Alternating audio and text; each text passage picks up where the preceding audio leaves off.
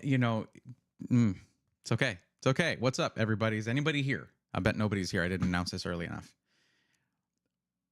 That's okay. Okay, there we go. Now it looks like I'm live on YouTube and probably Twitch too. I should bring that up so that I can see if anybody pops in. That takes a little bit to go out. I really should have not just said like, hey, I'm going live now. But I was late, so, it's whatever. There's the announcement. Nice. Like to see that. It's helpful. See if anybody pops in.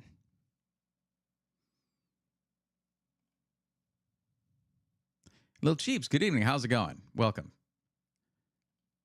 It could be. It could actually be that just I didn't give enough notice and everybody's busy and nobody shows up. And if that's the case, you know what? I think I did enough Black Friday and Cyber Monday content. But if that's not the case, then here we are. And that's totally fine.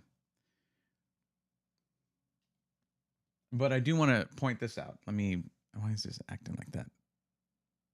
That's weird.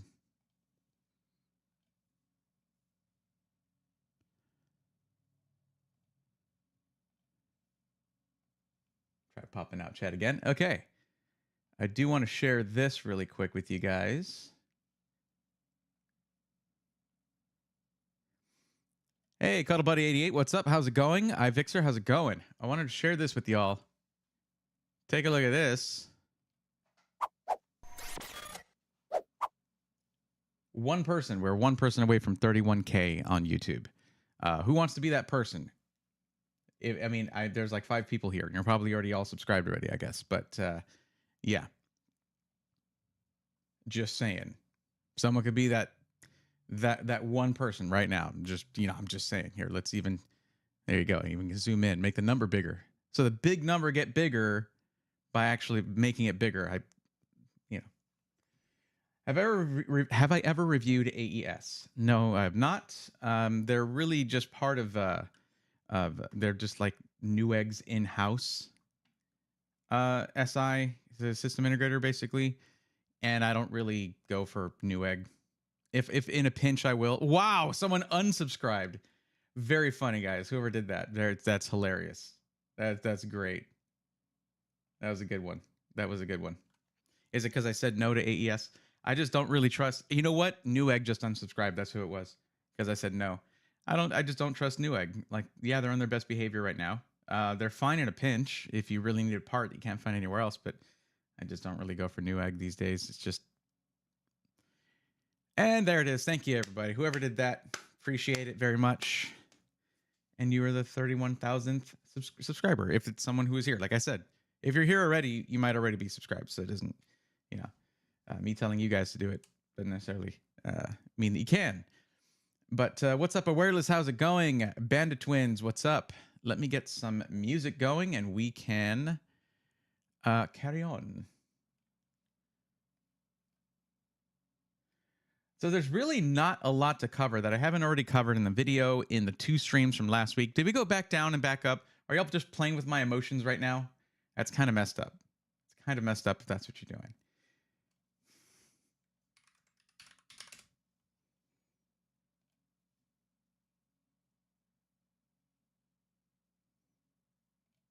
Okay, get that stream playlist going again.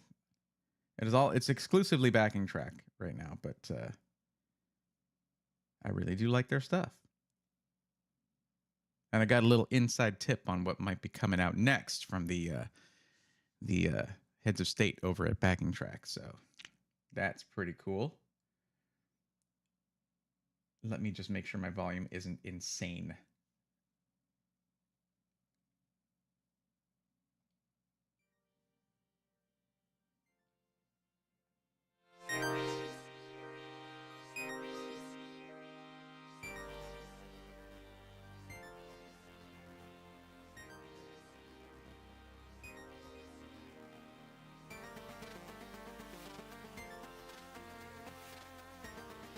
That's acceptable. That's pretty good. I like that. All right.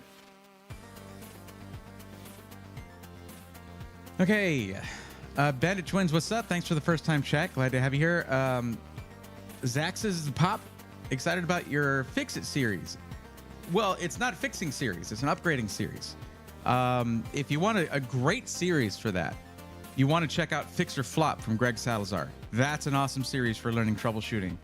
He's amazing. He's also just a really cool dude in general. He was really cool to meet. I met him at CES and he was just like awesome. Like really chill guy. Any good monitors on sale today? No idea. You're probably on the wrong channel because I cover pre-built PCs so much. I have no time for anything else. Like it's already enough that it's a lot of work just keeping up with all these SIs. But there are some great channels out there covering peripherals, monitors, things like that. Not really what I generally look through. I used to, and I just don't have time anymore. I mean, if I'm putting together something like this, which is not as, it's not as much stuff as it was last year. I promise you guys it's going to be much more comprehensive next year. And I think every time I cover this stuff, SIs are like, oh, man, we forgot. We got to send Bray Thorne on all of our sales so he can cover them. Yeah, you do. Please. Like, plan it out. I feel like a lot of SIs do this stuff last minute. Like, they do a lot of this stuff kind of last minute. Not all of them, but a lot of them are just like, oh, crap, what do we have a lot of? You know, let's put that on sale. Which is usually what sales are, by the way. Stuff has been on the shelf for a while, or you just have overstock of it, or whatever. Got an offer on my house today. My house I'm selling finally. So I believe that's congratulations, Awareness. That's awesome. I feel like you've shared some big life moments on the stream before. It's pretty cool. Interest rates are rough, huh? Yeah. Anywhere I lose the contract I have on a house I'm buying.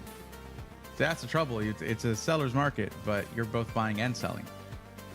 Opinions on NZXT motherboards. They do exist. I've never really looked at the specs of the B650E. The only one I have is the N7 Z790. That's the only one I've got. And if you want to hear my opinions on it, you can watch a stream where I did a build with it. 2 builds with it, actually, because I did a build in the Y70 Touch, and then I transferred that whole build into the H6 Flow. And I think I talked about the motherboard a couple times. I've had that one. I had the N7 B550. It's a cool motherboard. It's not like earth-shattering. It has very unique aesthetics, but that's becoming more prevalent these days. I think, I mean, you just look at ASRock and their live mixer series. I mean, there's motherboard manufacturers are going out of their way to make cool looking stuff rather than just gamery stuff, you know? I think the music's a bit loud.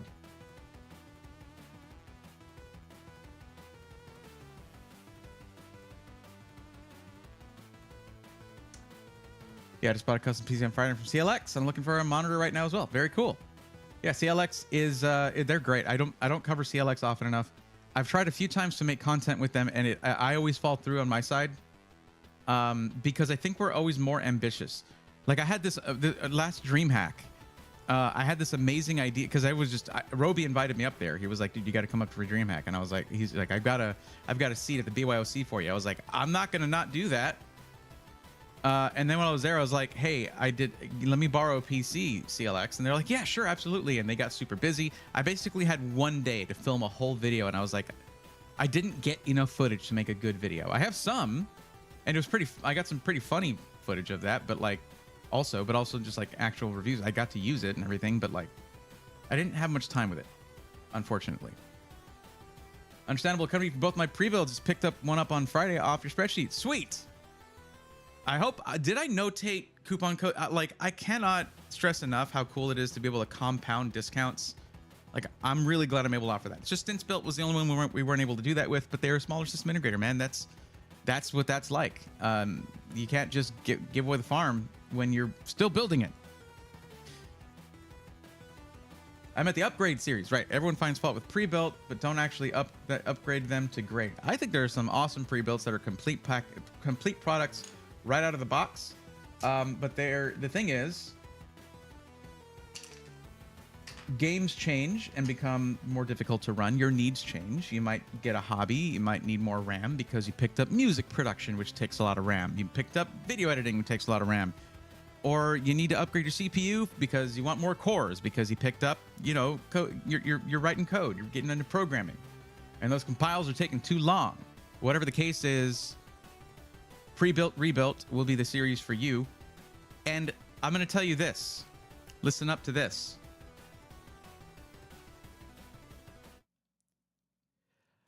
The part where I cover upgrading individual components is only the beginning of that series. And it's going to get really cool in terms of things that I have dreamed of doing ever since I started to get a little momentum doing what I'm doing here. So, why am I still on this screen? I should be right here when I say something serious. But yeah, the thing where I do like how to upgrade your storage, how to upgrade your memory, how to swap your GPU, how to relocate fans or whatever. That's just the beginning of pre-built, rebuilt. It's going to get much, much cooler after that. Those are going to be the videos that I think are going to be the most helpful, but then we can have some fun. I've got big plans for that series. The problem is things are taking a little time with getting a response back from any partners that want to help me with it, because a series like that really thrives on like support from the industry. And I've had interest expressed towards we want to be the company that provides this or that. And then it's just like, oh, hey, it's Black Friday. We'll talk to you in a month. Like, okay. All right. Well, I wanted to start it like right around Christmas, but okay. Spoiler. Of course I wanted to start around. That's when people are getting PCs. But anyway, Christmas gifts, whatever. What are you, Go Toss? Realist 915, bringing the tough questions today. I hadn't looked at YouTube chat much. I'm sorry. I'm scatterbrained because I was late. Top 3 Cyber Monday Black Friday deals you've seen this year. They're on a spreadsheet. Click on the link in the description to the spreadsheet. I did better than just saying this one, this one, this one. You have a list of 6 system integrators right there with links to all of their deals. Plus, I actually have in that spreadsheet specific deals, mostly from Skytech and Stints Built, that you can directly go to. You can compare them right next to each other. I gave you way better than just a random answer that doesn't take anything into account as in terms of what you actually need. If I answer that, I'm not doing you any favors. I'm telling you what I like. You might hate it. You might be like, "This is too expensive," or "I wanted an AMD GPU," or "I blah blah blah." Besides, you're going to be seeing deals all through the holidays.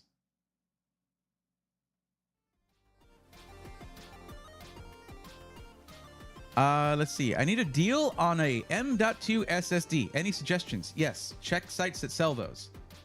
I cover pre-built PCs. I've been asked for monitors and storage so far. I am literally the only content creator that solely focuses on pre-builts, which is a massive market. There are dozens of content creators focusing on components, and they have way better information than I do. I don't know it all. So I would definitely take a look at some of their content. And I'm not trying to send you away. I'm just saying if you clicked on my stuff, it's because you're looking for a pre-built, usually. There's guys that are way bigger than me that are already covering the exact... Check out Paul's Hardware. Paul had some deals he was listing. You got to check out his stuff. Paul's awesome. Scattervolt is amazing. I can go on forever, man. Forever. Wait, isn't ABS the Newegg in-house? That's what I was saying, Alex. That's why I don't really cover Newegg, because I'll cover ABS. I don't really cover ABS because that's Newegg's in-house SI. I mean, maybe if they make overtures towards me and they show me that they're doing some really cool stuff, I'm not gonna just like, la, I can't hear you. I just got my eye on Newegg. Overall, not their, pre-built division specifically, but the overall policies of the corporation are what I'm worried about. And I've been worried about that ever since they sold out to a parent corporation overseas. Things went downhill. So yeah, I'm like, I'd rather recommend you to either a boutique builder or system integrator that I know I know of, that has a reputation, that I get feedback on. I don't get much feedback on AES because I'm pretty sure most people that buy from ABS don't watch my channel, because then they probably wouldn't buy from ABS. Need a Threadripper pre-built? Sure thing. We'll go right to Falcon Northwest and get you going. These, what's up? Top 5 SIs for the year. Are you trying to give me like viral video ideas? Is that these sound like just viral video names? I don't really do that. I don't really do viral. I don't do that. I just like try to cover SIs consistently every week. I'm not really out here just to get clicks and grow. I'm trying to help out. But like, if I tell you the top 5 SIs of the year, what are all of the other ones that have something unique to offer that might be better for you as an individual? I'm not doing them or you any favors. I don't need to do them any favors, but I'm saying I'm not doing any consumers any favors. I could just say Falcon Northwest and iBuyPower and Skytech and Alexander PCs and Power GPU. What does it mean to you? It means nothing to you. It's a good look. I'm not saying it's a bad question, but for the way that I covered things, it doesn't really fit. For the way that other guys cover things, maybe Linus Tech Tips, they're doing their Secret Shopper series right now. As a matter of fact, I watched the customer service episode last night. It is amazing, okay? Amazing how bad CyberPower PC did. Ooh. I mean, you guys realize I stopped talking about CyberPower PC a long time ago. There was a while during the shortages where they just had the best deals. What are you going to do there, right? But I started getting reports that their customer service, they don't focus on it. There was not much focus on their customer service, or they do it improperly, and people kind of got screwed over, or they never were responded to, and things like that. And I was like, well, screw that. I'm not going to recommend them. Whereas iBuyPower was like the opposite of that. And people would, even if they expressed surprise because iBuyPower gets a bad rap, they were like, no, the service was great. I had a cracked side panel, just sent it out, no charge to me, I'm good. And then for more serious things, watch that video after this stream, because what iBuyPower did was nuts. They had to work twice as hard as anybody else, and they did it in half the time. Their customer service is goated, man. So congratulations to you guys. And also congrats to NZXT, who did awesome. Congrats to Starforge, that I think had a great solution. I mean, unfortunately, but a good solution for what they did. I think like there's a bunch of the companies did awesome. HP, CyberPower PC, both of them did terrible. Just not good. Not good at all. Dell did better than HP and CyberPower PC. Dell did better than CyberPower PC. CyberPower lost the "at least it's better than Dell" award. Peak of God, what's up? What's going on? I would upgrade my PC, but I'm not good at tech/PC stuff. Well, iVixer, that's what the series is going to be for. People exactly like you. Because anything can be done by anyone when you break it up into small enough steps and components, and you just like, hey, you know, this is easy. Like, oh, of course I think it's easy or whatever. I've been doing it for over 20 years, whatever. But no, listen, let's take it step by step. Bam, open that thing, take off that screw, put that thing in there, push it down, bam, and show every step of the way. Quick 5-minute videos or longer if need be. If you're like, hey, we're swapping out a cooler. Here's how to do this and that. Bandit Twins says, let me borrow a PC. Yeah, I'm going to lend something to someone with Bandit in their name. Nice try. Do you have a recommendation for clone software? I bought off-brand that did not come with it. Acronis used to be the best. Acronis was what I would use to basically copy images to yeah. But now you have to get a whole security suite from them, and it sucks. And I haven't searched for anything else. I just pay the monthly thing for that because I do stuff like that now and then, backups, things like that. So okay, I live in Canada. When do you think Lee & Lee 011 Vision is going to come to Canada? Because I want to get one. Getting stuff from Lee & Lee can be difficult sometimes, but I do know some SIs in America have them. Paradox Customs has them. Meta PCs has them. So it can't be too long until they're available in Canada, but could be a month or so. I don't know. I have no idea. If I lived there, I probably would be a better person to ask about that. Yeah, thanks, man. It wasn't rare. That's why you're one of the best. You helped me pick my first PC, Christian. That's great to hear. Awesome. Ridge Reaper says, first time viewer here, love your pre-built review videos. Thank you, Ridge Reaper. Appreciate you. And we just, look at this. Look at this. We've gone up one. We at the beginning of the stream, we hit 31,000. And we've gone up by one. I mean, at this time of night, I guess it slows down a bit. Like my analytics tell me most people that I watch the channel are on from like 2 p.m. to 8 p.m., something like that. But if you guys aren't subscribed, join up. There is so much cool stuff coming. Even if you've already bought your PC, what do you do with it after that, right? Other than game. So we're talking about maintenance, upgrades, things like that. And we're going to have fun with it too. And, you know, I try to give away 2 or 3 PCs like a year at least. So there's those two. And then we get to hang out and talk about computers. This is the best. It really is.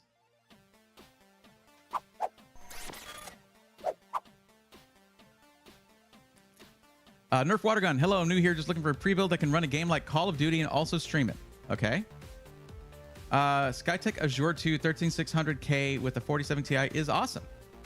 Yeah, that's a great combination. 13600K is so versatile. It can really do it all. It's a jack of all trades, master of none. Like, it's not the top of gaming or productivity or content creation, but it can do all of those things, and it can do them well. Oh, AE, not. Oh, I read that. ABS. Right, Alex, you're right. AES Tech. I've spoken with them before. I did cover them before, and if you're ever wondering if I've covered a system integrator, you can always go to the YouTube search bar and type my name, spell it correctly. I know it's hard, it's weird, I know, but type my name and then whatever the name of the SI you want to cover is. Because I put the name of every system integrator in the video, in that video's title, it helps with searching. It helps you find whether I've covered a system integrator or not. That's why I do it like that. It doesn't make for the most clickable titles, I'll tell you that. I have to struggle with that a lot. Alucard, seems like I missed some stuff. Yep, I'm missing stuff too. I'm behind on chat. Just ordered the Stints build AMD Elite, but don't have a monitor yet. Gonna hook it up to my 4K TV in the meantime. Is a 4070 Ti good enough to do some 4K gaming? Depends on the game. I mean, if you're talking about, you know, running ultra settings on a AAA title, no, it's gonna have trouble with that. It's gonna chug along a bit. I mean, DLSS 3 and all that. It'll do it if the game has that optimized. It'll do okay. But generally, 4070 Ti is going to excel at 1440p. It's going to be a great card for that. What do you think about the Micro Center pre-builds? There's a huge variety because Micro Center also carries HP and Dell pre-builds. So I wouldn't really call, but they're like power, whatever they call their series. It's been a long time since I've looked at Micro Center, but whatever they call their series, they're usually pretty good. They make some decisions where I'm like, I don't like that. Like, that's a 512 drive. Okay, you don't have storage there at Micro Center. What's going on? That kind of stuff. But aside from that, they're pretty good. And then you can buy really good coverage for it. Just so you guys know, I'm streaming on YouTube and Twitch, and I'm trying to manage both right now. The tech support episode had me scared for Cyberpower. It had me laughing at Cyberpower. Look, I've met Cyberpower a couple of times. They never talk to me. They don't want to talk to me. I met them at TwitchCon. I met them another event as well. Like, I introduced myself. Hi, I'm Braithorn. I'm the pre-built guy. And they're like, yeah, okay. What can we do for you? I'm like, really? You've never? High Power reached out to me at 2,000 subs. You really? You never? Look, I don't have a huge ego. I think I've been doing pretty good at keeping that tamp down. You know, I mean, I'm at 31,000 subscribers. It's not like I'm challenging Mr. Beast here, okay? But that's good. And if you're in the industry, you pay attention to stuff like this. I've had, system integrators that have 4 employees that pay attention to the industry that they're in and reached out to me. Oh, what's up? Tommy Oblivious gifting a sub already. Okay, what's up? Ordered from Cyberpower yesterday. Well, it's not too late to cancel. It's still Cyber Monday. And if you're wondering why, you'll want to watch the Linus Tech Tips latest installment in the Secret Shopper series, because CyberPower is, I've been hearing for a long time, and if you go to the customer testimonials, what is it? Community testimonials, SI testimonials in the Discord, there have been some pretty bad ones with CyberPower, and then I'll hear directly from people like, oh, yeah, I had a bad experience with them for customer service. So it's a known issue, basically, which is funny because that can be a tech support term right there in and of itself.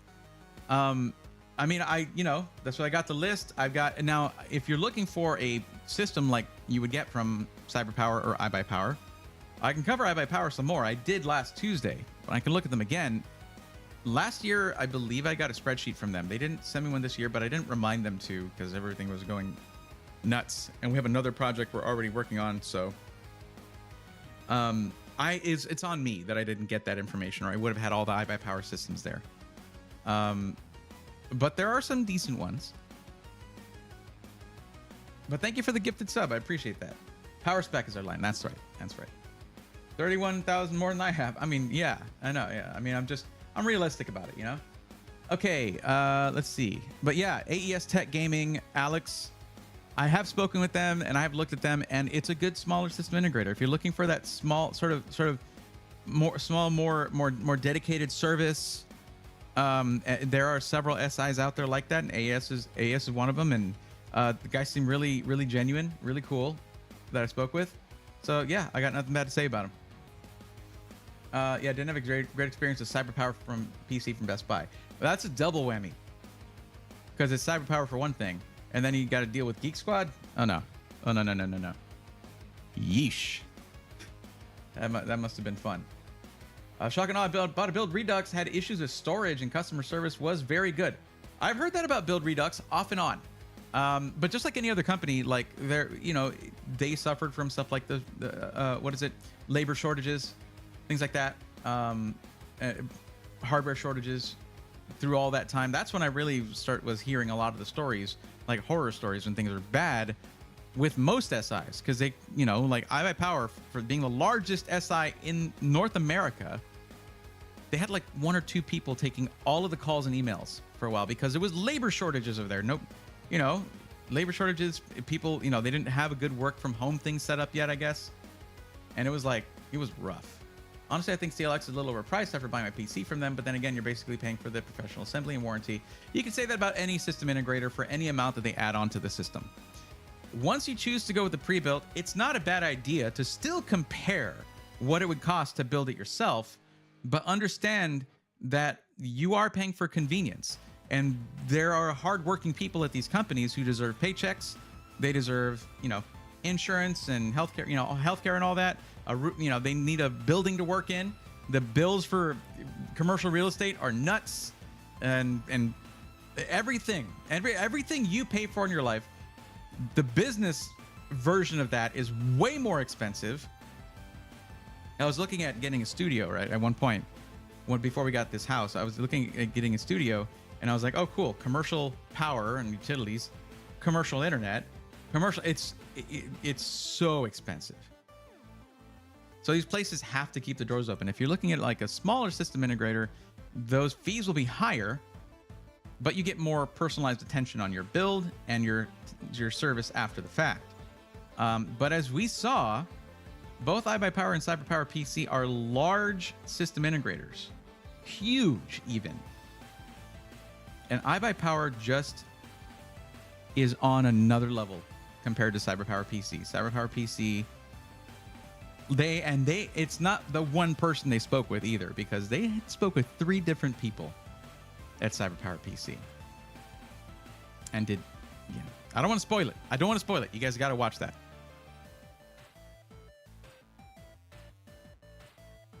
Thinking iBuyPower PC. All right, that'd be an awesome series. I'm attempting to update my Mobo cooler, CPU, and PSU. Updating swapping out the motherboard. That's basically like almost a new build right there.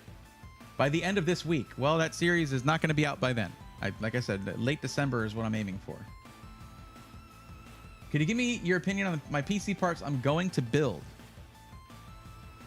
Well, there's a lot of information I would need from you to know whether that's a proper system for you. And while those streams are supposed to come back, they're not really back. this is meant to be a stream to benefit a whole bunch of people. Instead of spending, I used to spend 30 minutes or more per person helping out on a one-to-one basis. It's just a little difficult to manage that at this point. I'm not actually tracking how many people are in here or anything, but like I could be. Oh, we got 41 people over on YouTube. Thank you for hanging out, guys.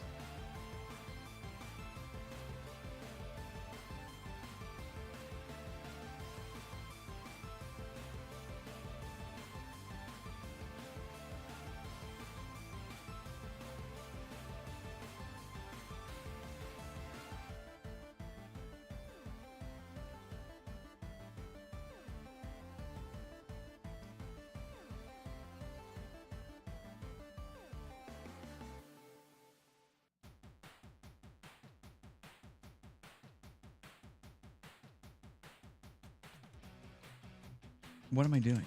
Okay, that's what I'm doing. And you know, yeah, I think honestly, if I were, oh, we got ads starting on Twitch. Sorry guys, if you're not subscribed on the Twitch channel, you're gonna watch an ad right now. I already snoozed it where I could, but yeah, I'm not trying to show you what's on my screen. I was trying to do something, but thank you. I'm gooey. Are you a graphical user interface? Is that what you are? I mean, Bodyguard says, I guess I missed all the good sales, huh? Not necessarily. Don't let Cyber Monday look. I will straight up say in my streams, in my videos, I might get hype, but I'm not trying to pressure you. Like if you miss a deal now, it is not the end of the world. Like they as I said in the video that I published today, they're not going to stop wanting your money after today, and they're not going to stop competing with each other. You'll find more good deals leading up to the holidays. What's the camera? This is an FX3 with a Sony G lens 20mm f1.8 and a adjustable ND filter. Also, I am using, God, what is it called? Sort of gives a slightly dreamy effect. It's a 1/4. What is it? Oh man, what is that filter called? I don't know. I just leave it on there. I like the feeling that it gives to the footage. Thank you. Appreciate that. My lighting setup here is not as fancy as the one that I have in my garage set, but that one, it just got too hot to use it. So that one should be getting AC in there over the winter. Can you give me, okay, so we already did that. Hi, YouTube people, says Humanity.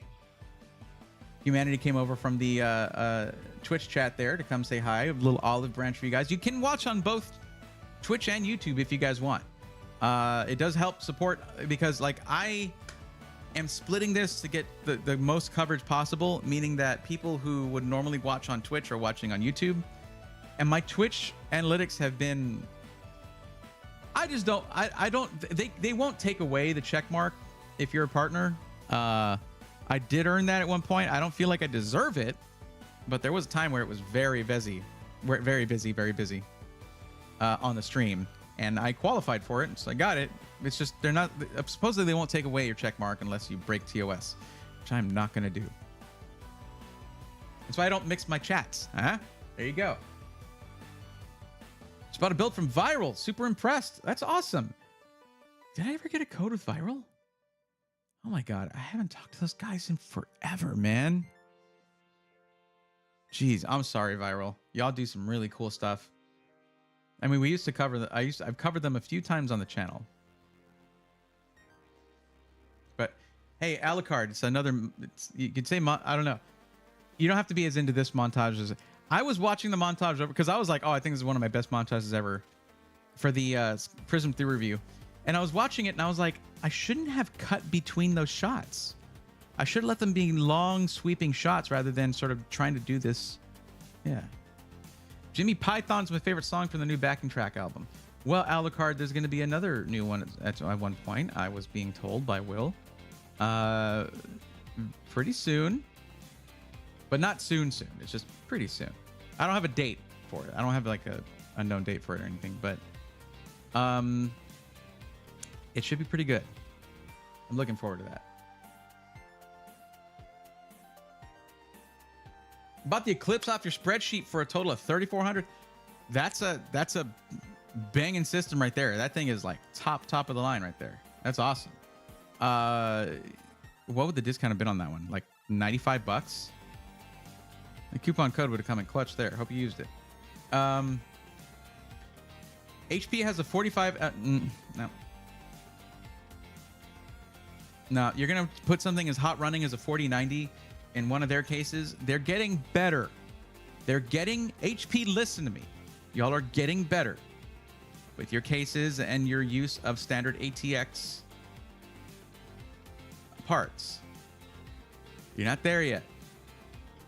You don't put fans right against glass and pretend that's going to be all right.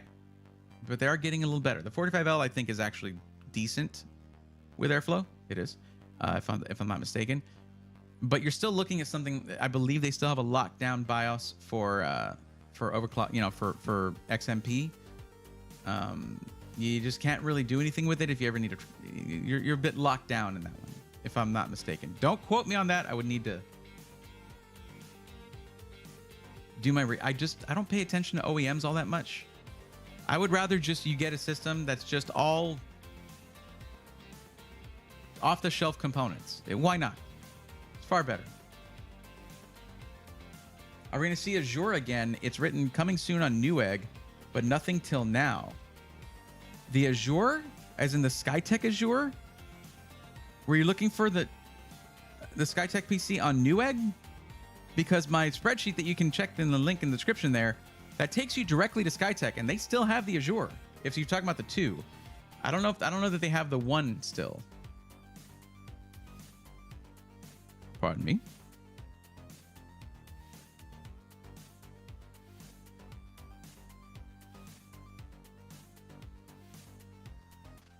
Back over here at Twitch chat though. For I'm gooey. One thing is, let me actually take this filter off. This is gonna get a little brighter because I'm taking off the variable ND.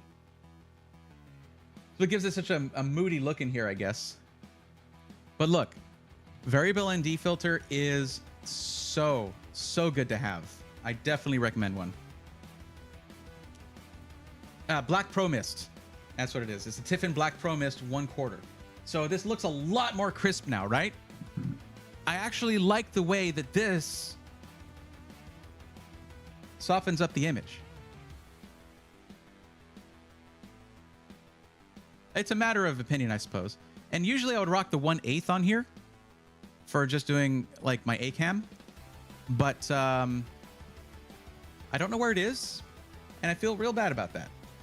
It's probably packed away in one of my travel containers.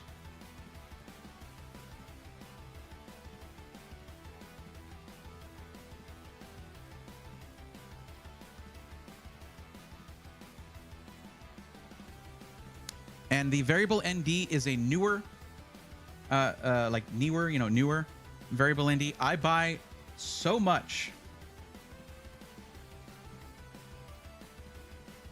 No, not my hands. Oh my gosh. There you go. The Newer Nano. I buy so much stuff from Newer. It's just like it doesn't. Now if you're looking like at the Peter McKinnon variable ND, like that thing is like what, $200-300, and it's not gonna have some of the features that does when it comes to like the magnetic thing and all that, but this does everything I need from a variable ND. I don't get any of the cross hatching on it when I'm adjusting it. And for run and gun at events and stuff, going indoor to outdoor, look at that. It's so good. I actually, hold on a second. I think I have a coupon code for Newer that I've never broadcast, because the video I was supposed to do with Newer was supposed to be for the garage set that I had to stop using because it was boiling out there. So, I mean, Nick over at Newer was super understanding about that, and we're going to work on something else instead. But for that, we had set up, I think we had set up a coupon code. Let me see. And that might very well stack with, Cyber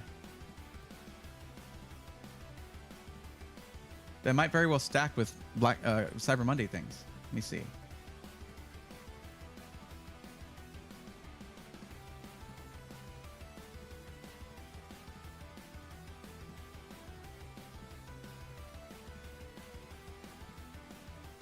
Yeah. Oh yeah, dude. Okay, if you're gonna shop at Newer, not from like Amazon or just, you guys can actually use this link, and I believe you'll get a discount. So give that a try, or if anything, where their coupon code is. Maybe I'll go look now. Let me go look at their site.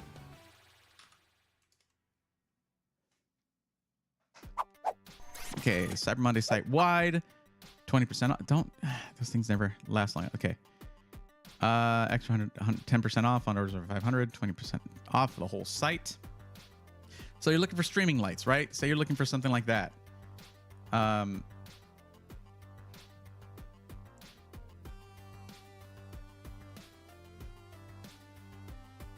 Stop it. Okay. Let's just click on the line. We can't do that. Okay.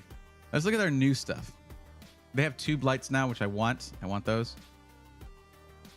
For anyone wanting to get started, some of these things are very affordable and can make that difference that gives your if you have something like a small mirrorless camera. Like I started everything on this channel with a ZV-E10 from Sony, which you can cop for like $600, you know. Then get yourself a decent and okay lens, and like you have something in 4K 30 right there. Bam, done. And you can upgrade. I got that, and then I upgraded over time with better lenses, things like that. Something to build on. But say you want, let's see.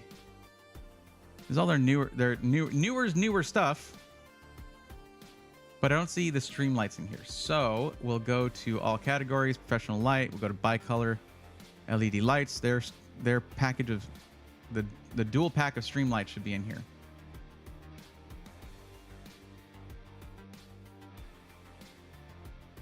And these actually work with your stream decks too. So say we do that, we hit add to cart real quick, and we go to checkout.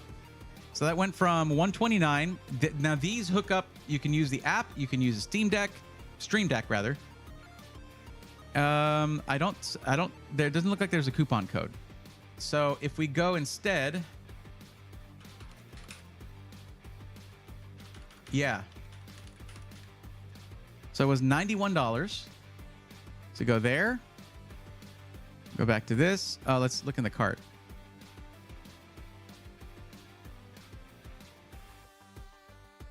It could be that I needed to not have it in the cart already. So let's try this.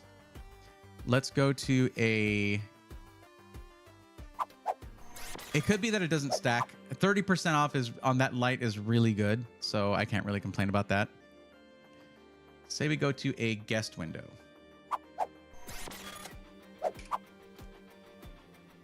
Go here.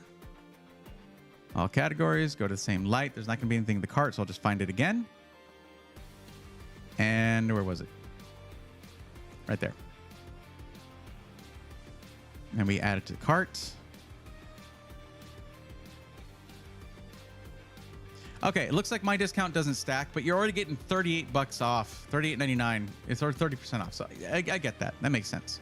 But after Cyber Monday, if you're getting anything, you guys are getting into streaming, anything like that, these lights are awesome. I'm using one right now. Like my key light. I have like big professional lights, but at the desk against a wall, they don't really fit. So right now, I am using this light as my key light. Don't know what to tell you. It's awesome. The code is part of a URL. Let's see. Maybe you're right. Let's see. Let's go here. Discount code. Braythorn. Couldn't be used with your existing discounts. So that's a no on it stacking. I mean, it's not as big of a discount as 30% anyway. So that makes sense. My Corsair i7500 is a decent build to try to buy during these. Oh, is it? Mo Rumble, if that's what work, if it's within your budget and it has the parts you want, sure. I don't know what's going to be appropriate for you and your needs, your use case. I mean, I can try taking a look at it real quick. Let's see what we can find out about it.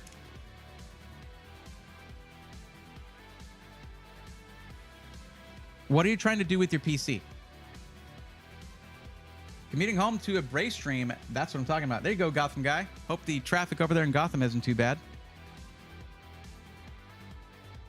To make a new build with Montech Sky 2 case instead of the Ironside Yggdrasil I got a while ago. What are you gonna do with that then? But thank you for the suggestion, Brock. At least we saw where the coupon code thing is, so you guys could always just go there. God, this track is so good. Yeah, so this right here has options. It's hard for me to say whether it's going to be good or not when I don't know, like, what are the particular options you chose. Let's talk just in general about Corsair Vengeance gaming PCs, okay? There are benefits to going with a Corsair Vengeance PC if you like Corsair products, because that's what you get for the cooler, for the fans. I honestly don't know why NZXT doesn't make it a policy to just use their own motherboards, cooler. I know the motherboards, they don't get too many of those, right? And you get more options because it's like whatever, either way. But when you keep it all under one roof, like under one RGB software, control software, it's much better for the PC. And here you get to do that. Plus, Corsair made the move to all high airflow cases a few years ago. I mean, you can still get glass on the front panel on some of these, but like not on their Vengeance PCs. The Vengeance PCs are mesh front panels. Done. Skytech 1, yes, I'm looking in Newegg because Skytech doesn't ship to Canada. They don't?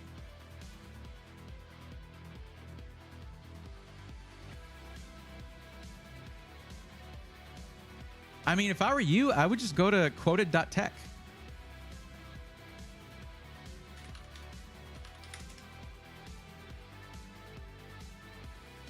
Quoted.tech is in Canada. Okay? Right here. Check them out. I pressed the thing. There we go. Come on. Quoted.tech. I was looking at this and I wasn't even showing you the screen. That was the Vengeance PC I looked at right there. So it's different variable parts.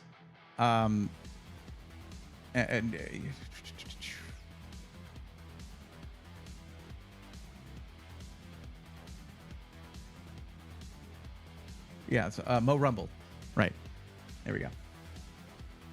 T Money Mo's 89. What's going on? What kind of camera you're using? It's amazing. This is the Sony FX3 cinema camera with a the Sony 20mm f1.8 G lens. Not G Master. I ain't got G Master money. I spent all of it on the body of the camera.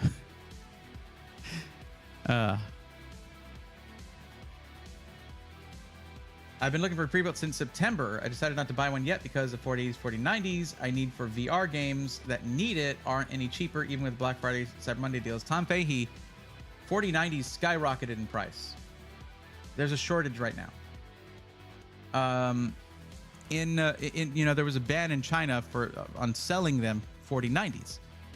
They were no longer. So instead, they're being disassembled, I believe, outside China and shipped in to be used as AI computational cards because they can't get the AI cards anymore from NVIDIA.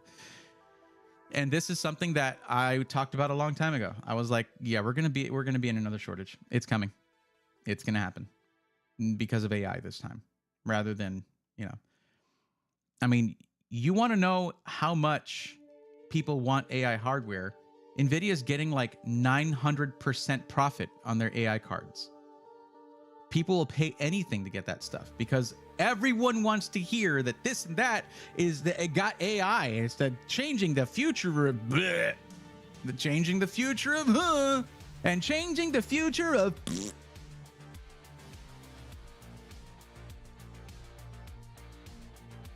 Like crypto. How did that go?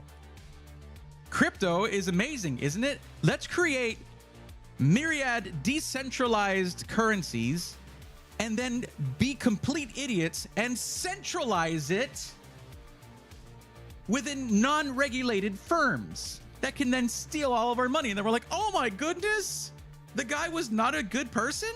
What?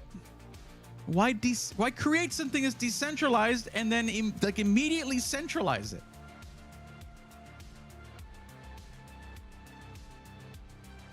Oh no. All of my imaginary money that I spent real money on is gone. It sucks for a lot of real people in real situations. And I was never for crypto, man. And I was there at ground zero. I was in there at the IT company I work for, and they had a rack of just mining Bitcoin. And I was like, so you're saying I could throw in like $500 and you give me like 5 of those coins and then they'll grow and all that? Yeah, never mind. I mean, if I'd kept those, I'd be rich right now. If I'd done it, I'd be rich right now. But like, I also could have lost everything. So, Anyway, I've never really felt too comfortable with crypto anyway. I mean, regular money is weird enough of a concept as it is. I didn't need to go into... I mean, all money is imaginary money, right? At this point. How did I start talking about this? Oh, 4090s. Yeah, 4090s are massively... Oh, I mean, you look at any retailer right now, it is beyond a doubt that whether it's a manufactured shortage or a real shortage, they just ain't out there in droves anymore. Thank you for the lurk, Wireless. Appreciate you. I'll put something else together to show. It will be later. All right. Thank you, T-Money. Appreciate you. Sounds like a not great future. What's up, Ginger Me Timbers?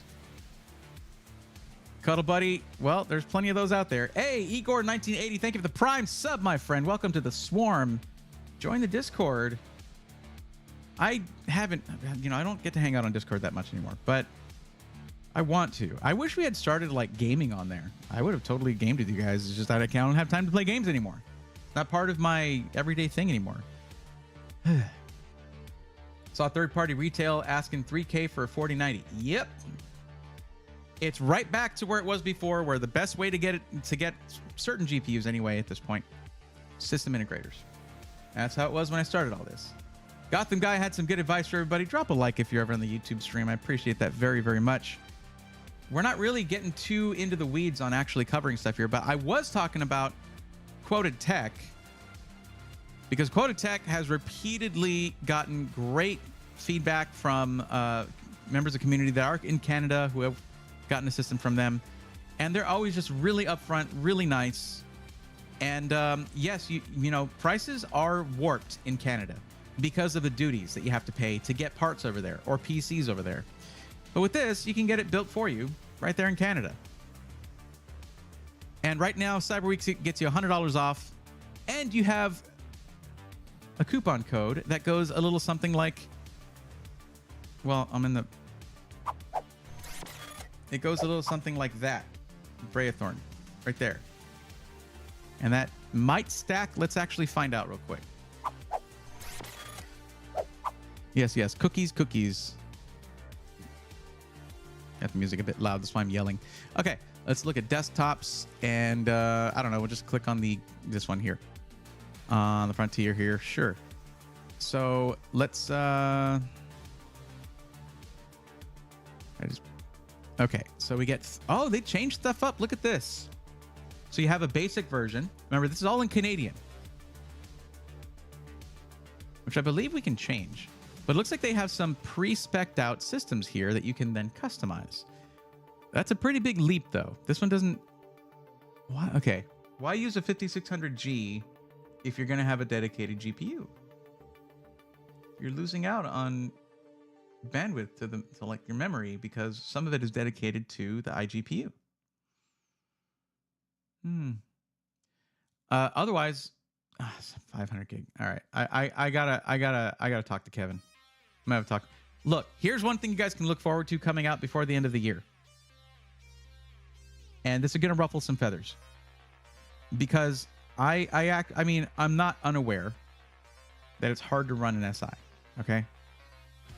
But, and Patrick, don't you even worry. Y'all are already ahead of the game on this. All right. I'm going to be basically drawing a line in the sand. All right. Or not really. No, I'm going to be setting a bar. Okay. I'm going to be saying what I want to see from all SIs in 2024. One of those things is no more of these. No more 500 gig SSDs. Game studios, do not care about your lack of storage. They just want you to get good and get more storage. However, look here, this system right here, which is the next step up, which is more than double the price. But I mean, hey, right there, 2 terabytes. Let's look at the price of this system. My feeling is, unless you're absolutely going to the most budget of budget systems that you're building for yourself, and you're aware of, you're well versed in having multiple drives and managing that, any system should start with at least a 1 terabyte. That should have been the standard for a while now. And once you get to 2,000 or 2,500 bucks, it should be 2. Storage is going up a little bit in price from the way low price it sunk to, but it's not out of the realm of possibility or anything. It's not going crazy.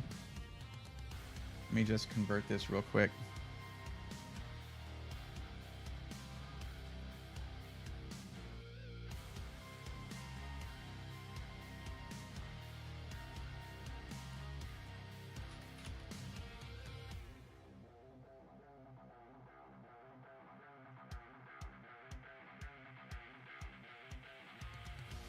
Usually just brings up a calculator when I do that. No. Can't type right now.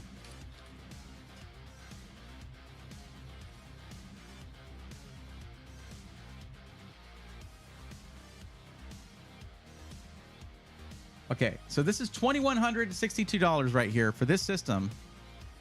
2,100 bucks, 14,700 KF, a 4070, 32 gigs of DDR5, 4,800. That's really slow, but okay. 2 terabyte drive though. There you go. Just like that, $2,100 system. What was I saying? $2,000 and up should have a 2 terabyte drive.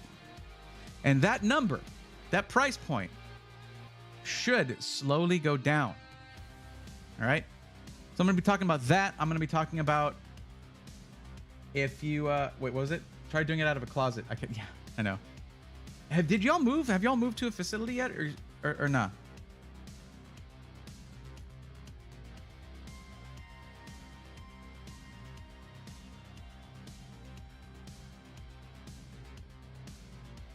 Hayden Allen, how are you? By the way, hi Mike, how's it going? Shouldn't they be incentivized to sell them cheaper with a smaller market and a surplus? Tom Fahey, I don't know what we were talking about at the time, but well, see, that's the thing. Think about this. Let me see. Let me just look up.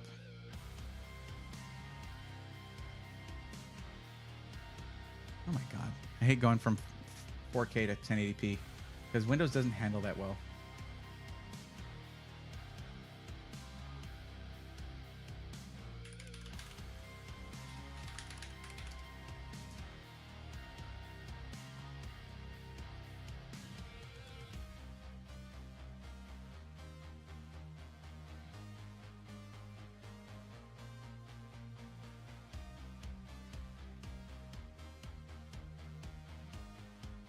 Man, I used to read Engadget all the time.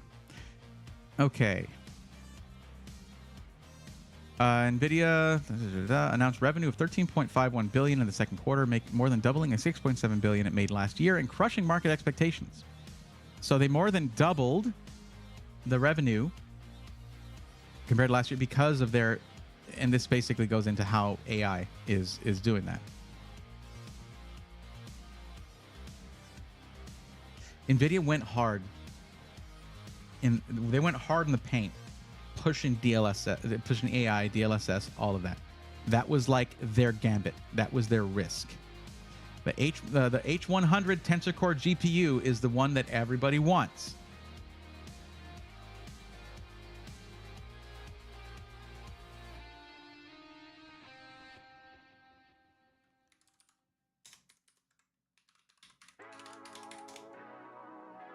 Okay, NVIDIA, riding the AI boom, NVIDIA is raking in nearly 1,000% profit, about 823%, in profit percentage for each H100 GPU accelerator it sells, according to estimates made in a recent social media post from Barron's senior writer, Take Him. Let me ask you this. Knowing that, if you had to choose between using your supply of silicon for those H100 GPUs making 1,000% profits, or for 4090s to sell to gamers? Which would you choose if you had shareholders that you were legally required to make money for? Like, that's the thing that we forget about corporations. They are legally obligated to make profits for their shareholders. That's how a publicly traded company works. So, what would you do? If you focus on gaming, even if you're out there making Can It Run Crisis, only gamers get that joke kind of jokes, you're done with gaming. Like, you want to keep the edge. You still want to have the best, because that way you have the best. You still want to be on top of the charts. But that's not where the money is. It's where it was. I mean, it's what helped feed their tech for AI with DLSS and all of that. But it's taken off now. It's off. They're off to the races, man. And they're riding the AI boom, which, just like crypto booms, which we had a couple of in the past, can fade away. What was it about last year? Meta, right? The metaverse. Who even cares about the metaverse now? I get emails from CES, all right? The company that runs CES, all right? I get emails from them with all the stuff coming up. Last year, every company had to shoehorn the word metaverse into their blurb about what you can expect from their booth or their presentation. How they're taking on the metaverse or joining the metaverse. Guess what all of that says this year? All of it. Like every single one of those lemmings. AI.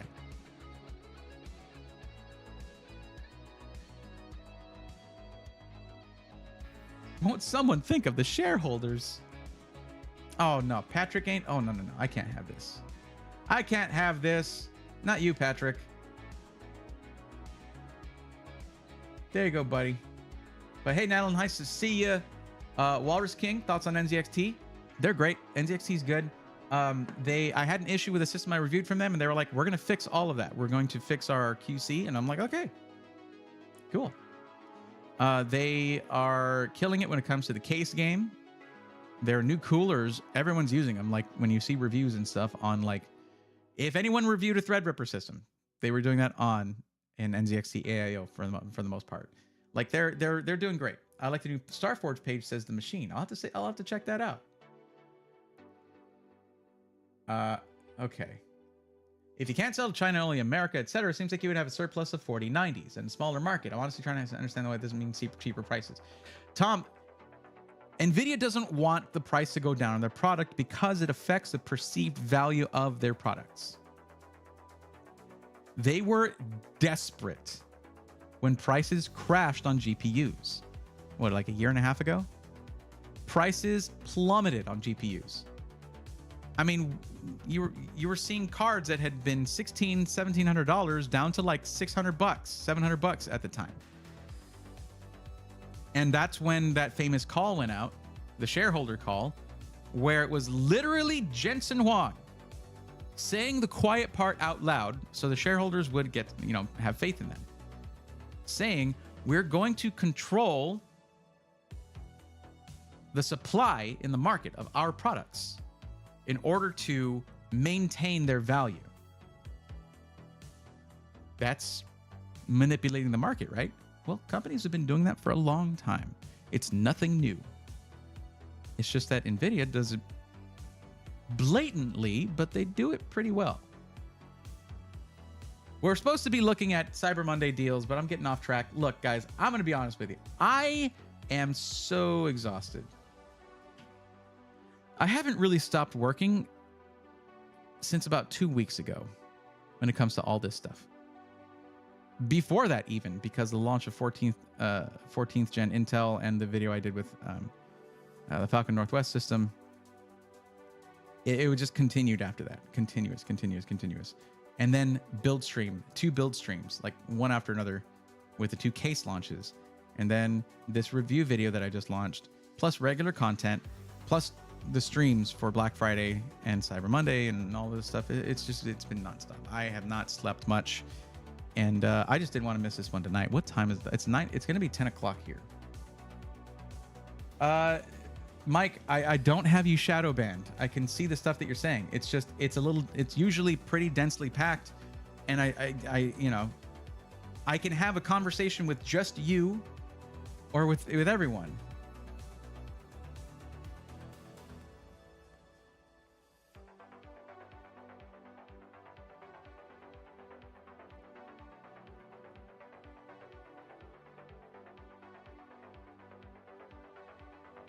All right, Mike.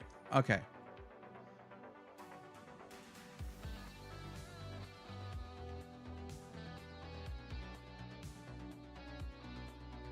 I don't have you shadow banned.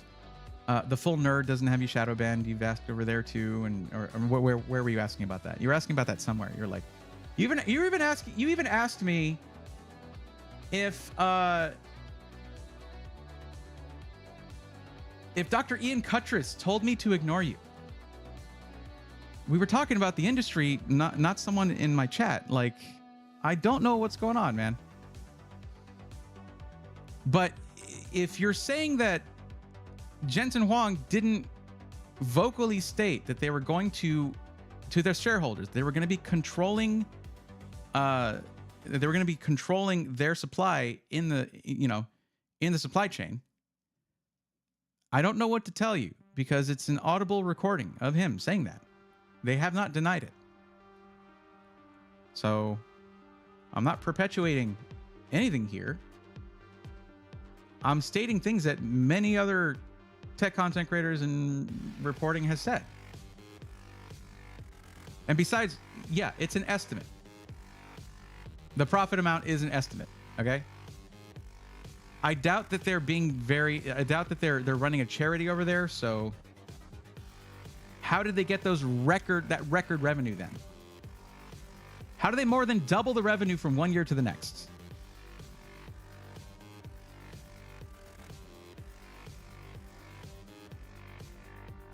No one is ever going to take Nvidia out by tweeting. They're bigger than Intel. They're bigger than AMD. They're like bigger than Microsoft. Nvidia is huge. No one's taking anybody down. How would anybody take down Nvidia? Dr. Ian definitively has me shadow banned. Well, I mean, look, I didn't respond to you right away, and you ranted in my chat. Why wouldn't he? Honestly, you need to chill. You need to chill out.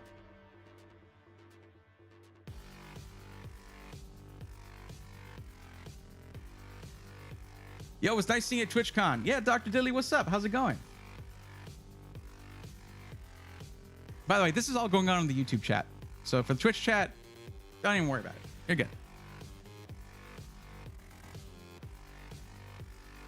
18 months ago is summer 2022, the peak of channel cartel DGPU price gouging. It was not Nvidia. I was guessing on like a year and a half ago. Yeah, I just threw that number out there. I'm not sitting here looking through dates, figuring out exactly when prices plummeted on GPUs. But it was, I believe, spring of last year.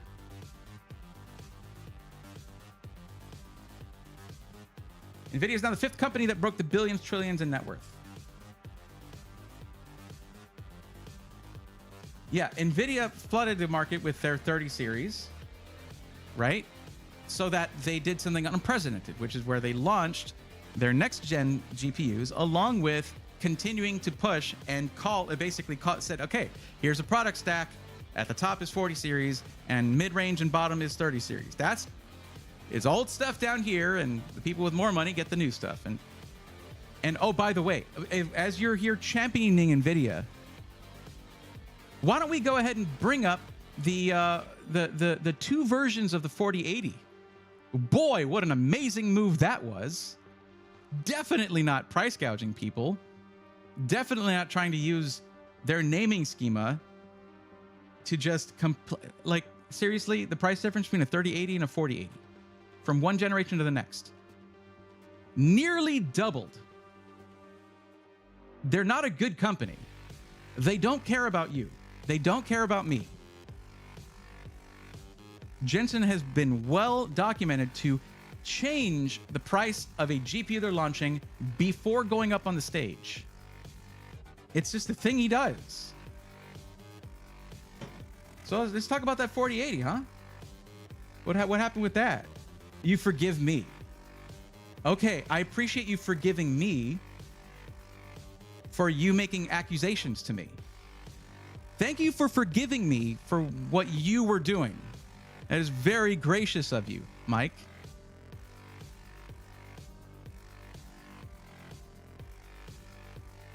So since I don't need a 4090 yet, but I need one with that kind of capability in the next 12 months or so, should I wait, or do you think I should just buy right now? Tom Fahey, if it's not a rush thing right now, you should wait until after CES or probably around Computex when NVIDIA launches their new cards. 4080 Super is going to be coming out, or 4080 Ti, or whatever the hell they're going to call it. That should be something, if you're between a 4080 and 4090, that should be priced somewhere between there and hopefully drop the price of the 4080 to a reasonable freaking level, and actually balance out their product stack a bit. But they can't drop the price of 4080 too much because they're going to make a 4070 Ti Super or whatever the hell. NVIDIA is like, I don't know. It's like there's this thought process of like too big to fail, right? But they still make bone stupid decisions.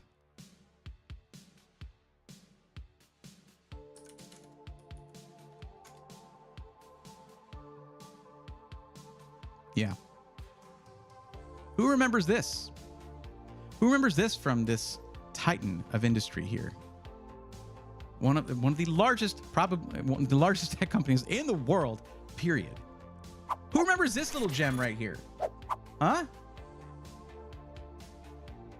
We're NVIDIA. We can make up words if we want to. I'll leave you with that.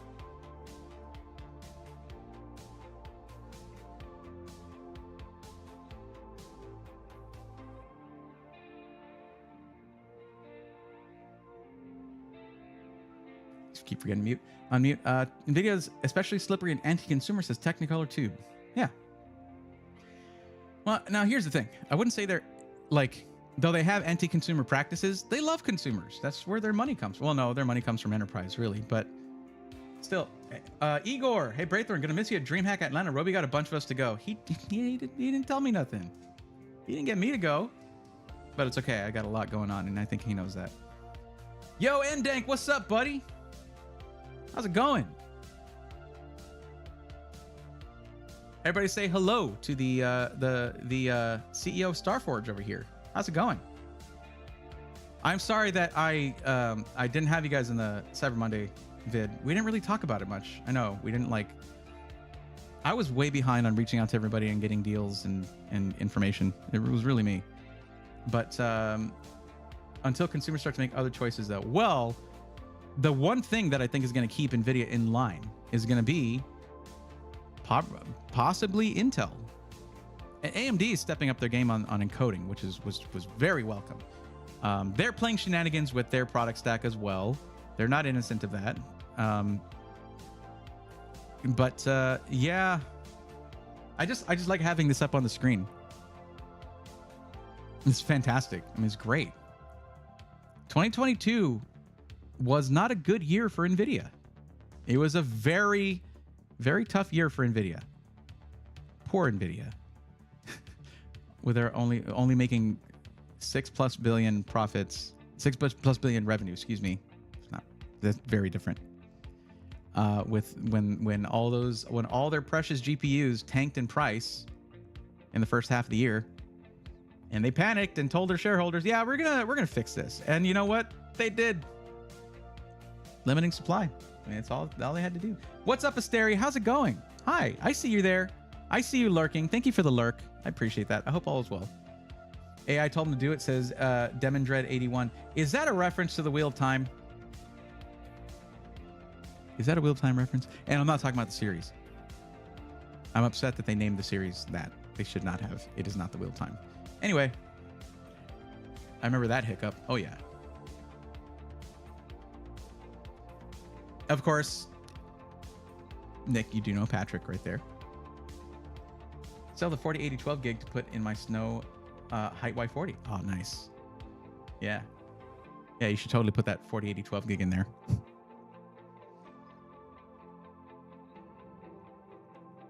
Demondred plus Min. That's a funny one. Okay, yeah, I like that. Exiled Wolf, what's going on? How are you? Good thing there aren't any good games out. We can finally bring the Nvidia prices down. Well, I mean, Baldur's Gate 3. I don't have much time to game, but Baldur's Gate 3. I found some things to enjoy in Starfield as well. I mean, it has its problems, you know. But I did find some stuff to enjoy in there as well. But I mean, I just don't get much time to game. I just you know, it's funny because it's like when I had time to game with my 4790K and RX 580 in like 2020, I made that last, you know. Well, I mean, RX 580 was not old or anything at that point. Well, it was ish. It's aging because it's RX 480 basically. Whatever. I had more time to game, and now that I have top tier PCs plural, it's like water everywhere, but not a drop to drink because I ain't got the time to game. Yeah, the series is pretty decent. Season 2 was a major improvement. Look, there are some series where like you'll have two varying opinions. Well, every one of these where it's adapted, you'll have a varying opinion between people who have not enjoyed the source material and people who have enjoyed the source material and are very familiar with it. I don't think I've ever seen it be this stark as it was for Wheel of Time. Whereas people who hadn't read the books or anything are like, this is pretty good. It's all right. And people who like had read the series and it was beloved to them, like me, are just like, I've never thought of arson before. And I'm not saying I am now. It's not my thing. But like, hear me out, you know? I will do that. It was accidentally marked as a 4070 Ti and is a Gigabyte Aero. How am I forgetting about something here? That sounds amazing. I want one. Can we talk about how 2024 is going to be an amazing year for gaming monitors? 4K gaming at 240 FPS might finally be possible next year. Very exciting. Ridge Reaper. That's been a last couple of years. That's probably been a thing that's been said at the end of the year, but I think this time it's fairly accurate. I mean, I'm looking at a 4K 144 hertz monitor here, and you know, it's gonna go the way it goes. Basically, whenever things like that are just coming out, they're not great, and then they refine over time. They get better and better.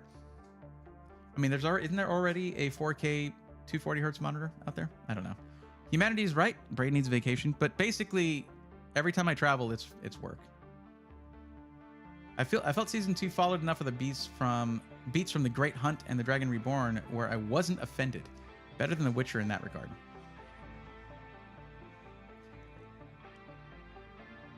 So here's the thing. There are works out there where they deviate from the source material.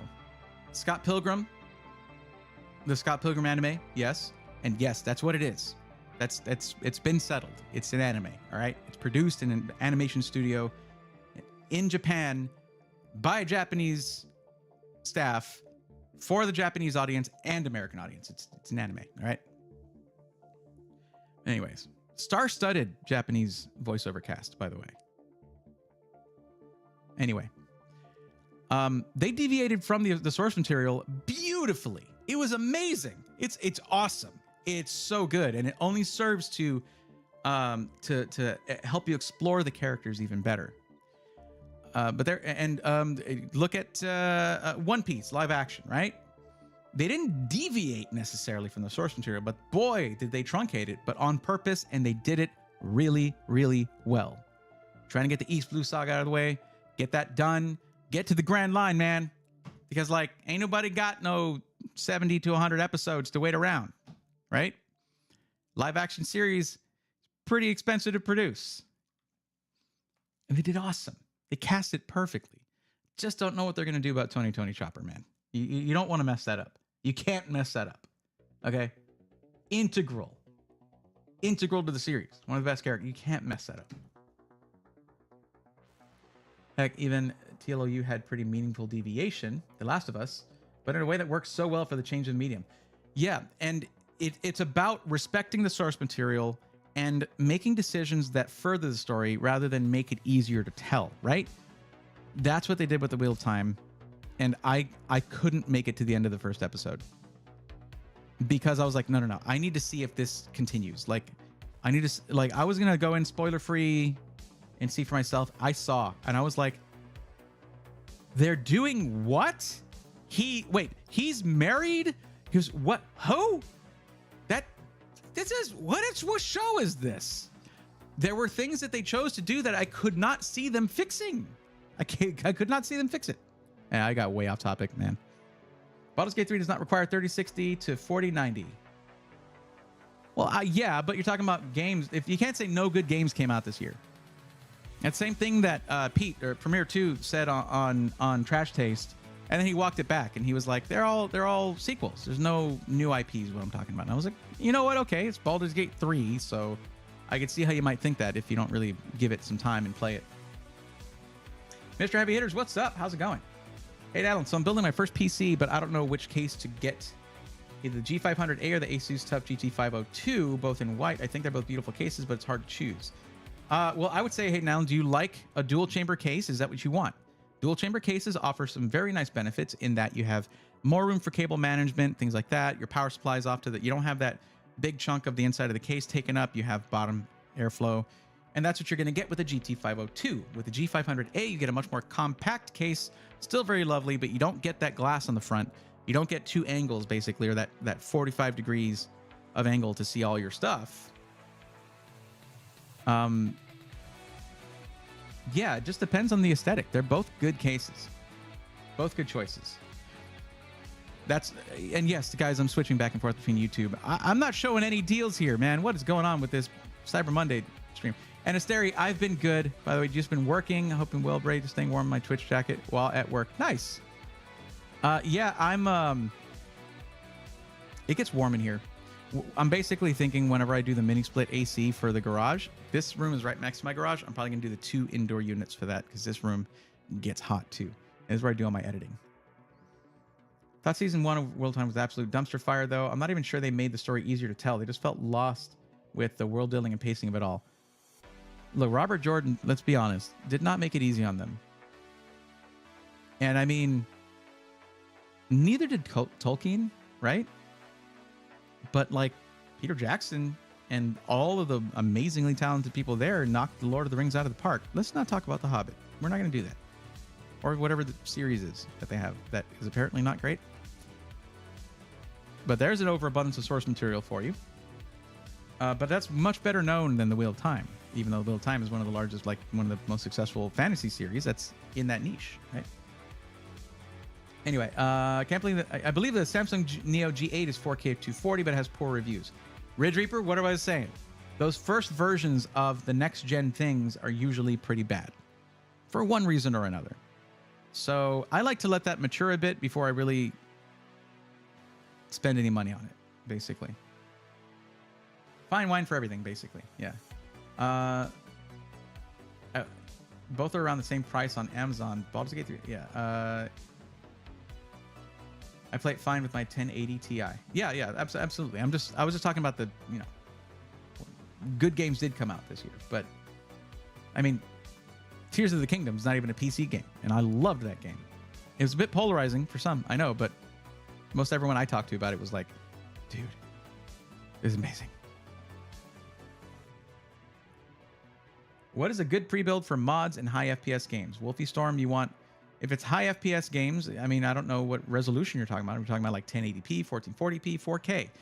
probably high FPS, you probably mean 1080p, maybe 1440p.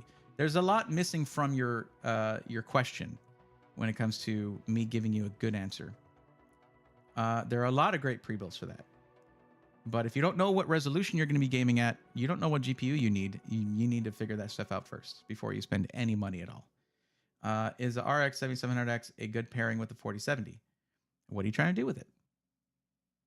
Yes, it's a great pairing with it for some people. It's a terrible one for other people. What are you trying to do with it?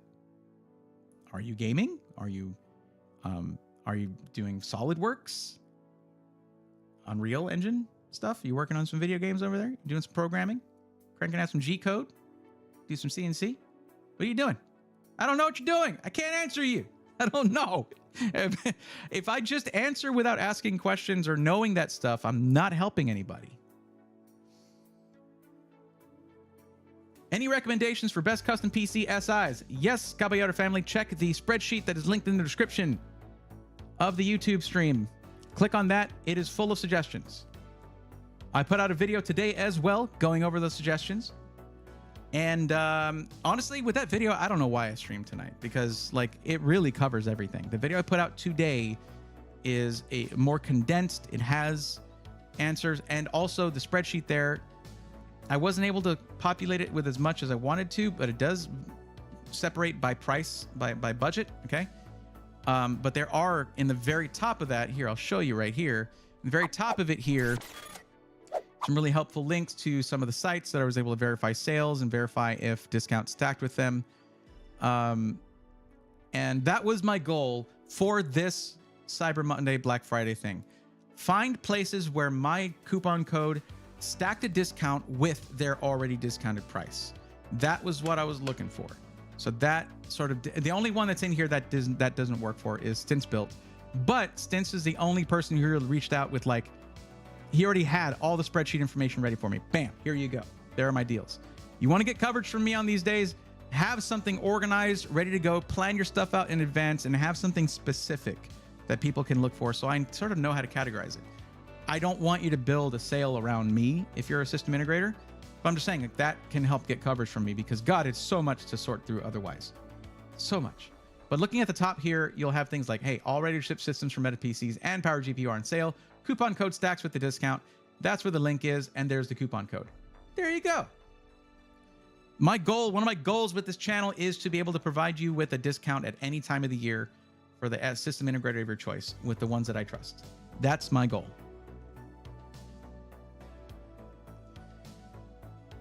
Took a break from WoW to enjoy all the new games, lol. So yeah, that is not true, IMO. Yep. Absolutely. I took a break from WoW too. It's been about 7 years, I think. About 7 years. So Braythorn, which do you prefer, snow builds or black and white builds? And what are your thoughts on both? I prefer something that keeps a consistent color scheme. It's very difficult to do though. So if it's not possible, my preference doesn't matter. But like it's really hard for system integrators to consistently get white GPUs. I can't even explain to you how tough that can be, because it's not up to them. It's up to their distributors and the allocations they can get.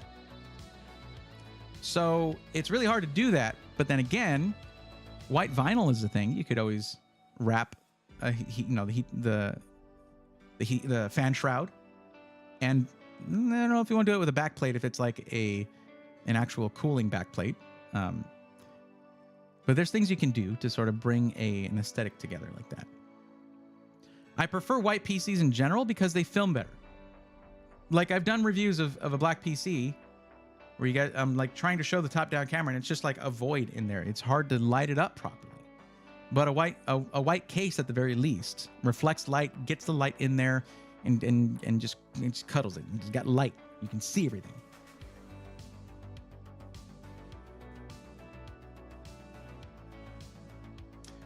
Looking for high FPS 1440p and to get into a little 4K gaming.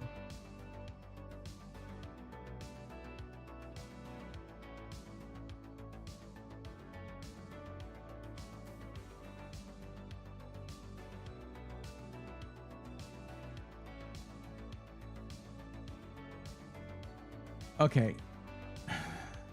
I got multiple people that I could like that are asking me for help to help them specifically. My suggestion is to go to this, know what your budget is, because nobody wants to tell me their budget. Nobody's telling me what their budget is. Like it's like I mentioned, like I don't know what your budget is, and I don't know what you're going to be doing with it and stuff like that. Like there, so you know what your budget is. Go into here, see which one of these fits into it, or go to any of these sites, whichever one resonates with you. You can watch my video that I posted today, where I talk about each of these sites, the systems that they have on there, stuff like that.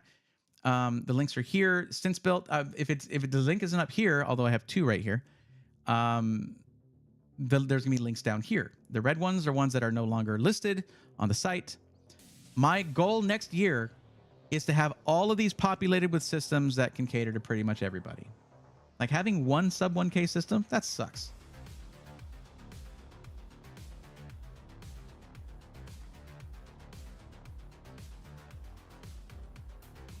Just a person says, hey, Braithorn, new to the channel and sort of new to learning about computers and their components. Good, welcome.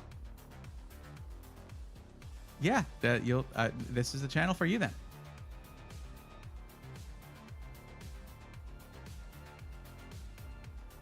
I want to game it. Oh, I have 4K to spend. I do see that now.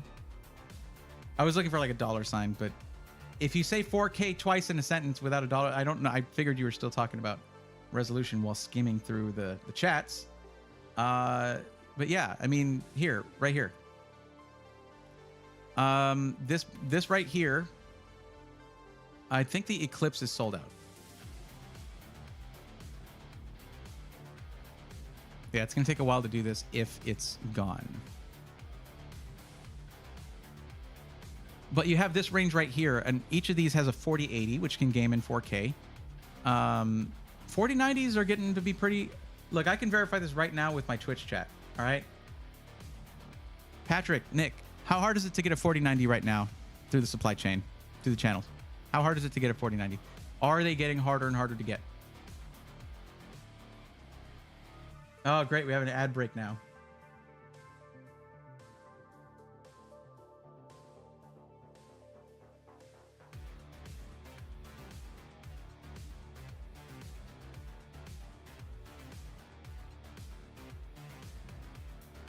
Well, TTYE, some people budget for financing as well. They're basically saying this is the amount of payment I can afford per month. And honestly, that's a very real thing. It's also kind of a tough topic too for anyone out there considering doing financing for a PC.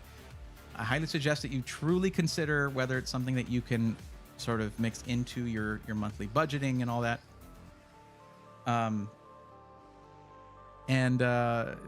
Make sure that if there's a interest-free kind of offer for 12 or 18 months or whatever, that you can meet that goal to where you don't pay interest on a luxury product like that. It's not a necessity. Gaming PC is not a necessity. So don't put yourself in debt for something that's, I mean, we do that all the time for non-necessary things, right? But still. As a tiny SI, it's pretty impossible for us. Tommy Oblivious says, better chance to get struck by lightning.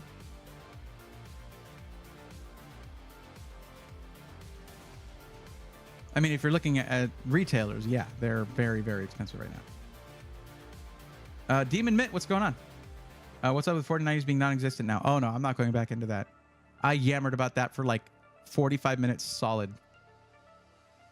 It's either a manufactured shortage where they're manipulating the market to raise prices, or it's a shortage because all the silicon is going to AI applications because they make way more money that way, regardless of whatever the specific number is, for those of you who get concerned about that. I don't think we can argue about I don't think there's any dispute over the fact that NVIDIA makes way more money with AI cards, with AI applications, than they do with gaming. Can we all agree on that? I think we can. It's the last time I say a specific number ever again. Jesus Christ.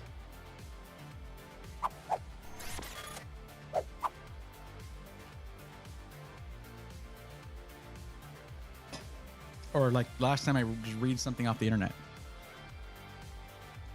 What did you say you were going to do, Mike? You said you were going to... I have to screenshot this or something. for reading something out loud to like 50 people.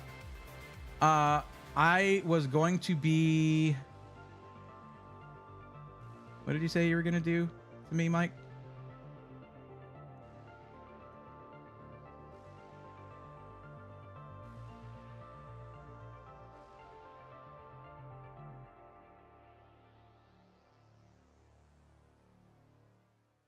Oh, I can't lose this one. I want to, yeah. Well, I mean, it's going to be on the stream forever, but like. Oh, you're going to report me to the FTC and the United States Department of Justice for reading something off the internet during my stream. That was, I mean, where was that page?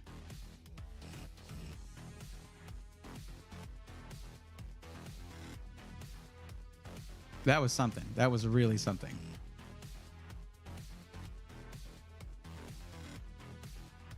Just this, off of Tom's Hardware. Something Tom's Hardware said, and Extreme Tech, TechSpot, Reddit is, Reddit. WCCF Tech, the Decoder, Art Forum. Yeah, you might want to report all of them because you know what they are? News outlets. I'm a streamer. Oh God, you're gonna have the Department of Justice busting down my door because I repeated something that was pretty universally reported on. Man, that there's anything you've done that rubbed me the wrong way, it was that, and then saying you forgive me. How you're not banned right now, I don't know, because you shouldn't generally threaten someone who's just trying to talk to people on stream. Like it's just weird. Just a weird thing to do. I don't think I'm gonna be, letting that one go anytime soon. But thankfully you forgive me. So that's nice. Thank you for forgiving me. I guess.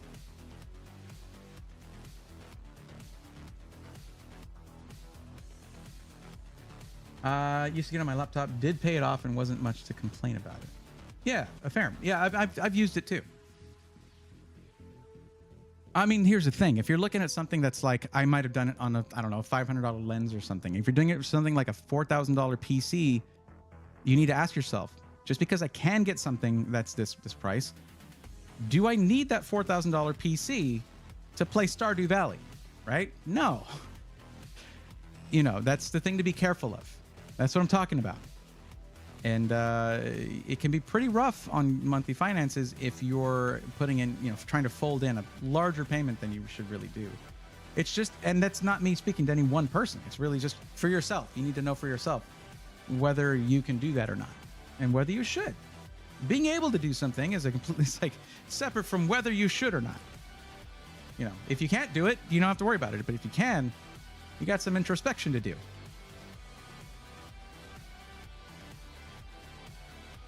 Tim the Gamer says, hey, just want to thank you for all your hard work. I bought a PC from Cyberpower and I'm super excited. I love watching your streams and videos. Okay, when did you do that? Why is Intel getting so much bad press right now? Regarding what? Am I missing something? Bro, any leak about RTX? I mean, they're going to be launching the 4080 Super and 4070 Ti Super or something like that. Either at CES or Computex or somewhere in between. That's the word I'm getting from a source. They have to be vague with me because I will just tell you guys. No, I know if anyone has me sign an NDA, you guys don't hear what it is they tell me or whatever I see. That's why they have you sign those. But no, when it comes to that, yeah. I'm in the market for a high-end PC. We'll mostly use it for Unreal Engine and V-Ray renderings. Looking into the Corsair i7500. Is there any reason not to go with them? My budget is around 4K. Well, when it comes to that Emron Sparks, some of the money that in that budget is going to go towards the Corsair tax. Their fans and coolers and stuff, they tend to cost, their cases are usually decent on this, but some of their stuff is just more expensive than other stuff. And when you go with a Corsair pre-built, you are locked into using that stuff. I do have a spreadsheet that is linked in the description that you can check out. I also did a video covering a bunch of Cyber Monday deals. I launched that like today at like 1 p.m. So if you want a more condensed thing that will give you information you can parse through, you can check that out, and check out that spreadsheet where I've got some things linked around that budget as well. But, well, I mean, 4K, keep in mind, remember, guys, when you're looking at your budget, there's a couple things to think about. First off, are you including whatever monitor or monitors, like plural, that you're going to be getting? Your peripherals, if you're putting in a desk or anything that you might not have, make sure that you don't include that when you're asking someone to help you with a budget. Also, I never really want to have included the concept of like taxes and shipping. That's going to be separate unless it's free. Like with SkyTech, a lot of the PCs have free shipping. So you don't have to worry about it then. Still got to pay taxes. So just things like that.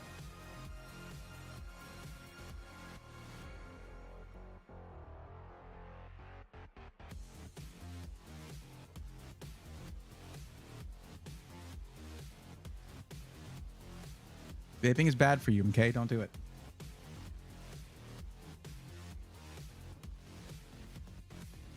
Wait, did Bot Boy say something about me? What happened? Why did A Cruz say at Bot Boy and then Braythorn? I think that one is for Stints. Wait, is Stints here? Did Stints show up? Did I miss Stints?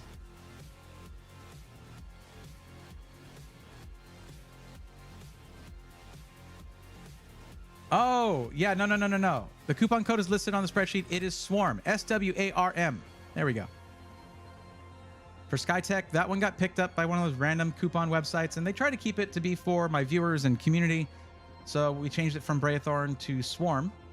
And that's probably happened again at this point. I would just have to check. But yeah, for SkyTech, it is Swarm. As you can see right there. I can't zoom in on this either. Like, it doesn't let me zoom. I have to just like... no, that's... View, zoom. There you go. A little bit of zoom anyway. If you're watching on your phone, a lot of this can be hard to read. I suggest you open up the spreadsheet yourself. It's just a Google Sheets spreadsheet, so if you have an Android phone, it'll open right up. If not, it'll still go to the website and just open up anyway. Either way, how about an unofficial rule to block anyone who is trolling the host or being critical? The second part, nah. Criticism is fine. Threats aren't, but criticism is fine. I just got here. What do you think about... oh, let me finish your thing. YouTube has enough negativity. No one's perfect, including you, bro, and your forgiveness. Okay. All right, that's fair. And I wasn't... I hate calling people out. I honestly wasn't trying to do that. It's just, it really... Like, that gave me just like a really negative feel. I'm trying to shake that, and I can't really shake that feel. Not great.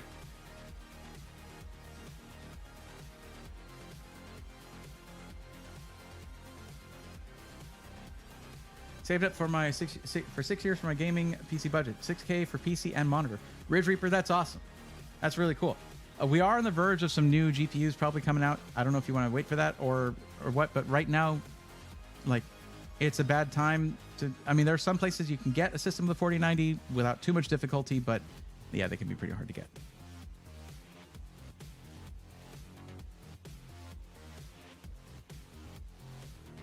OS is a cost as well, but usually that's baked into the price of a pre-built, so not really anything to worry about. I had a customer that was planning on getting a high-end Blender rendering workstation for a small animation office. He wanted to wait on better pricing for RTX 6000 ADAs, and then AI stuff took off. Oops. Yeah. Oh boy, did it. 1400 refresh not being that good versus 1300. Yeah, it was... No, actually, it's pretty good because they were right up front over the fact that it was a refresh. A refresh getting 5% performance increase for around the same price is normal. Gamers Nexus was way overblown and way too like sarcastic about it. It was a refresh. They called it a refresh. Like, what more can they do? Like, hey, we're doing a little update to this. Now, should Intel have called it another generation? Probably not. But at the same time, they were saying, this is a product refresh. Here you go. Other than the 14700K and KF, I guess. But I don't really recommend the KF for any kind of non-gaming sort of setup. Even for people with just a gaming PC, having the ability to troubleshoot your video, troubleshoot your graphics card by plugging into the motherboard is really nice. So I generally recommend the non-F SKU, but that's me.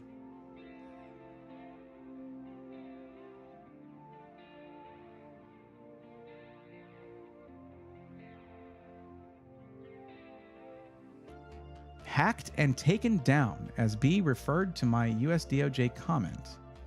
B, go to Michelle Moody PR. Go to Jody Shelton, go to Mark Cuban, and inquire how financial analysts are misrepresenting NVIDIA margin lie. Why are you telling me this?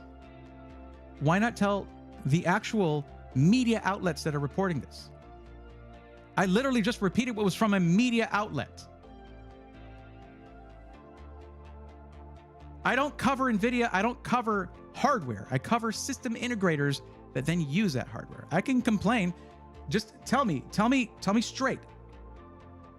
Tell me NVIDIA doesn't make a lot more on AI hardware than they make on gaming hardware.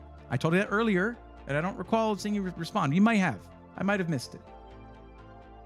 A 46% profit margin.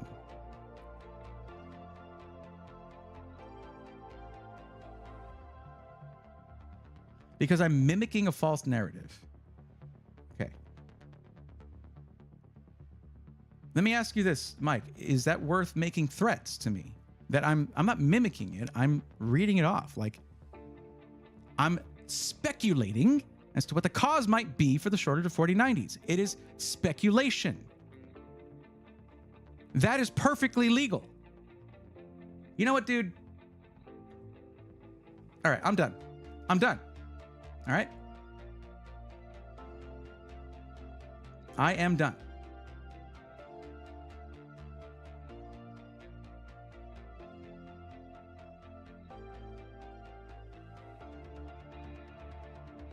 That's it. I'm done.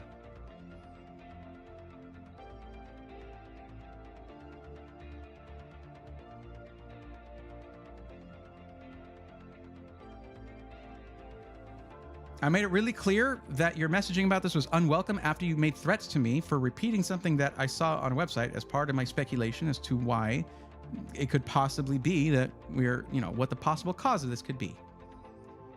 Instead, you doubled down and made threats. So, due to your actions, you're now banned from chat. Or at least I'm not going to see you. I don't know if you other guys can. I need you to understand, it is not okay to threaten someone because they don't agree with you. Okay? That's all that I'm not here saying I have official sources. And those official sources are, I'm reading and making speculation. But I don't agree with you. Immediately. I don't immediately agree with you. So because I repeated a narrative you don't like, you threatened with the DOJ and the FCC? Like, what do they care? It's freedom of speech. I'm speculating based on a dozen sources found there that are media outlets, third-person reporting. So enjoy your ban, but I'm done. That's it. I'm done. Never threaten somebody. Never threaten. You don't have the right to. I did nothing illegal. It just goes to show you, someone can have some knowledge and act like an idiot, because that was pretty idiotic and unkind. So you can take that behavior to someone else's stream. All right, I'm done. Yo, big fan at Demon. Oh, there you go. Okay, nice. Why are they trolling, Bray? It's what it is. It's what it is. I mean, look, it's not the first time someone on the internet was like my dad works at Nintendo or whatever, right? So it's not a big deal, but it certainly rubbed me the wrong way. So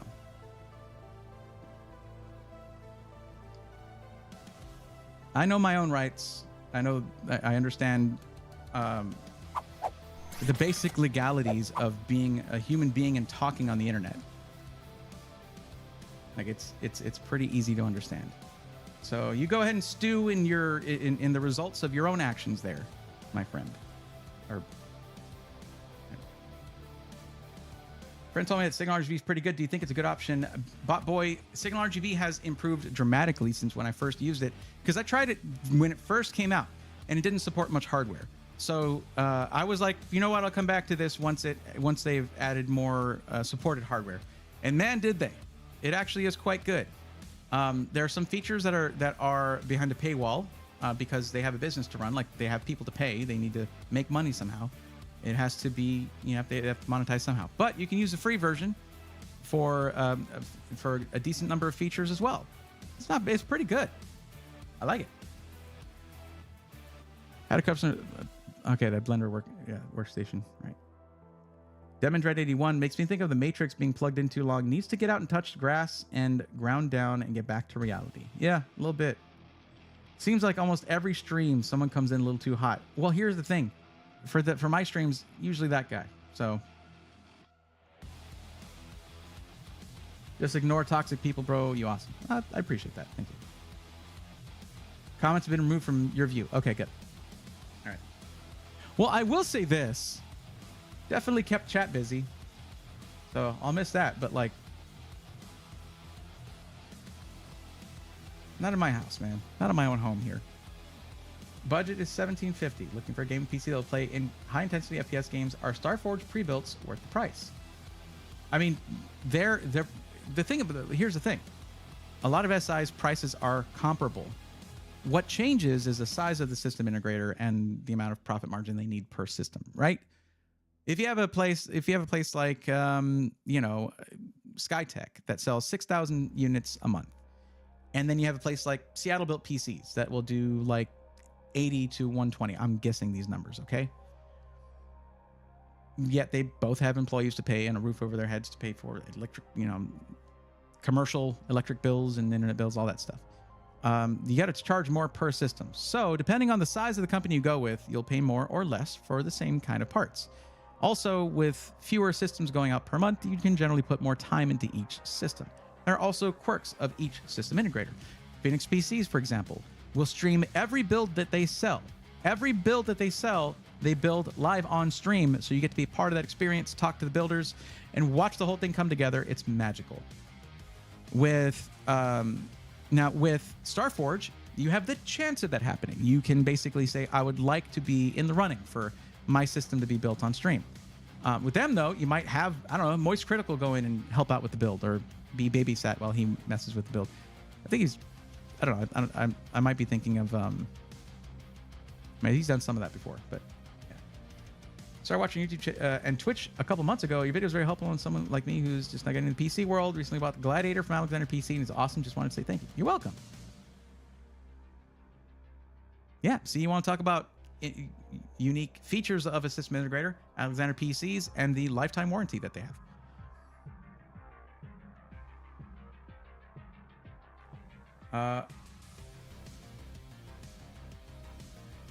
It's the FBI's job to threaten. Well, once they show up, it's a little beyond just threatening. You know what I mean? They're like, all right, let's go have a talk. Yeah.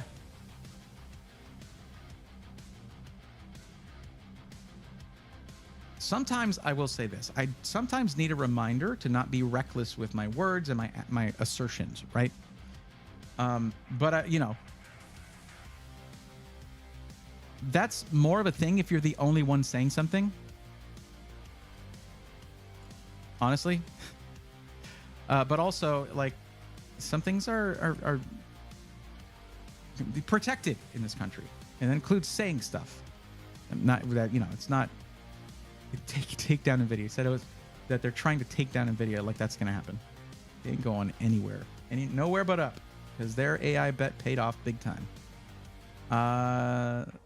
Okay, so for that one though, okay, just a person, I'll recommend again, take that budget you've got. You actually have a pretty decent range here of systems that are around that budget right here.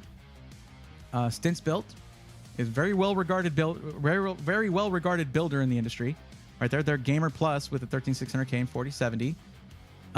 Right there, comes in at $1599 after discount. Skytech has the Azure 2 with the 13600K and 4070 Ti at $1829 before my discount, so that should get it to your $1750 before tax. That's probably the system I would look at right there because, well, actually, there is one thing. Yeah, 32 gigs, DDR5 5200. That should be able to handle what you're trying to run. And the 13600K is awesome for gaming. 4070 Ti will be able to do 1440p all day long at high frame rates.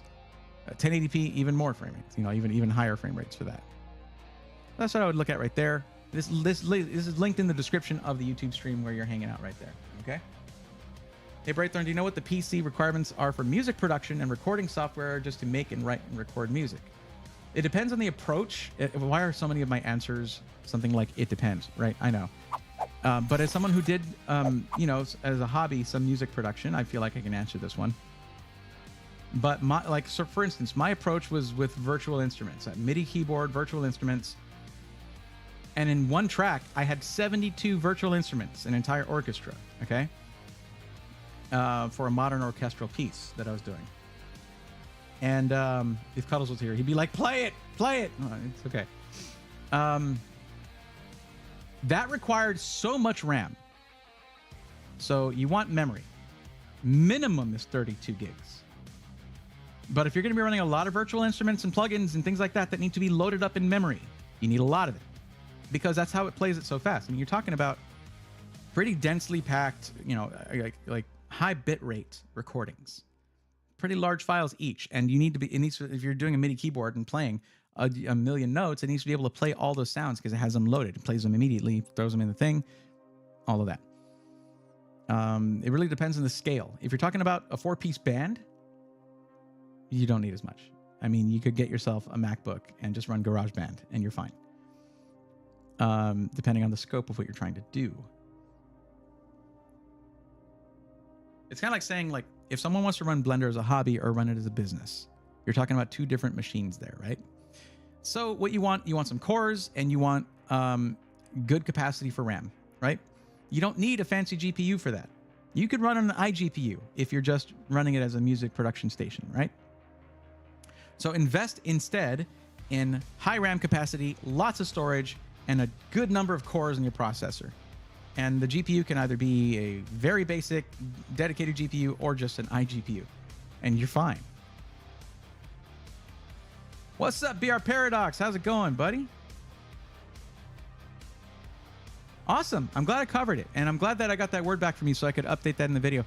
I had the video uploaded and like ready to go, but I was like, you know what? No. I'm not just going to do a pinned comment on this because I gotten word back from Meta and from you on the responses on certain things. I was like, let me put this in there, put the notes in there. Bam. Yeah, the deals are active. So I'm glad to hear that. And congratulations on that. That's big. That's a big deal. But yeah, hey, Nalan, I hope that's helpful. I would say go for 64 gigs of RAM. And something like, you know, an i7, maybe an i9, honestly, depending on how complex what you're going to do is. And gobs of storage. So minimum 2 terabyte drive for your main drive. And you're going to want to have maybe a 4 terabyte drive for all your active projects. And you can use something like a large SATA drive or something like that for any projects you're storing or backing up. Or you might want to have a NAS drive on the side once you started accumulating a lot of data. It's one of those things that grows as your work grows. Can the spreadsheet be pinned in Twitch? I don't think we had that before, but...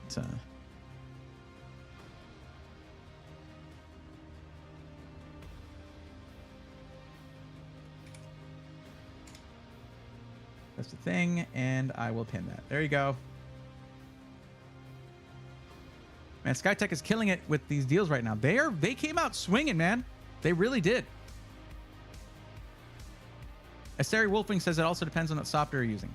It's very true. Personally, I mean, generally speaking, when you're using virtual instruments and things and plugins, VSTs, things like that, you want RAM. Like that's kind of like an always going to be a thing. Like with video editing, you always need RAM capacity. That's always going to be a thing. But some DAWs handle that better than others. So if you're talking about like, I don't know, FL Studio might work differently than Studio 1.4 worked for me when I was using it. Hard to say.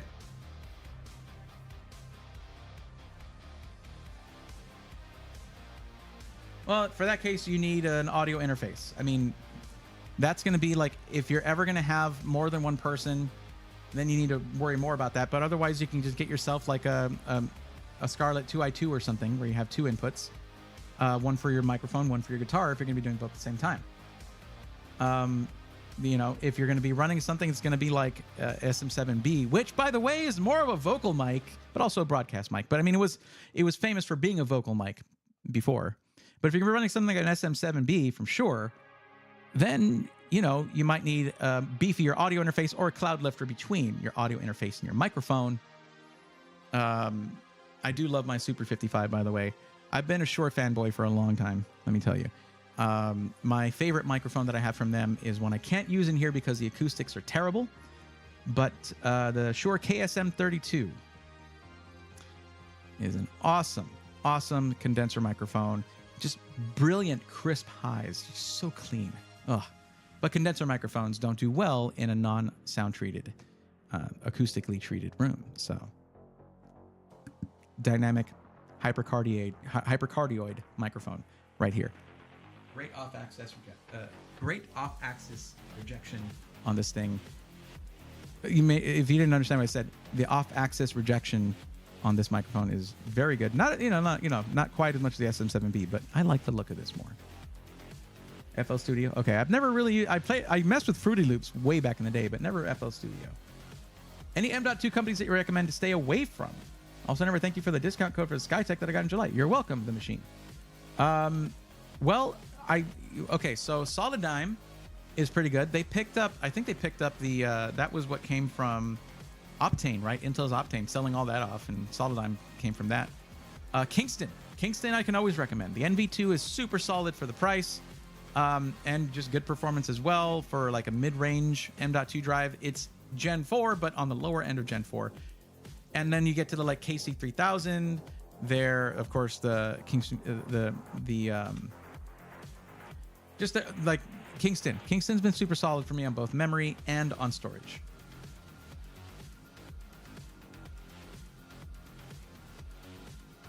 Do you have a Fifine microphone? I have one hanging around here somewhere. I have used it in a pinch, and it's pretty good. I have a Fifine dynamic microphone that is actually quite good for just being a quick plug-in USB mic with no software, or just plug and play. Appreciate all your help / vids. Budget for only PC.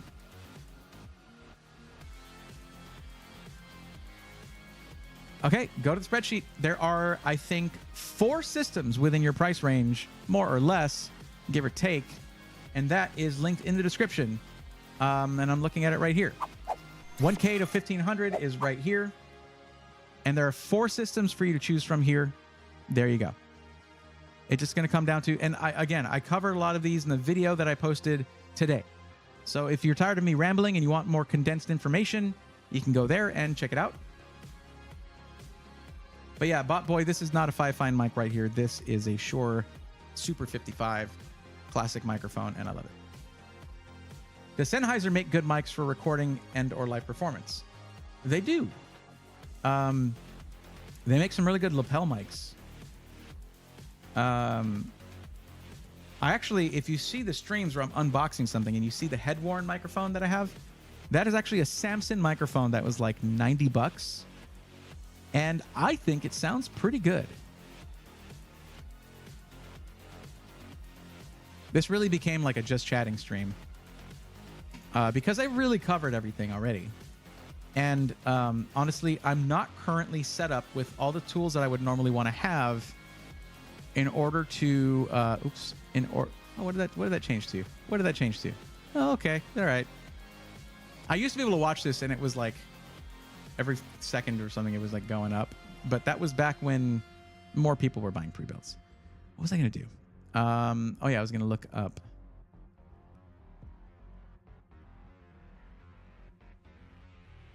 This here. So this right here. Let me pause the tunes real quick.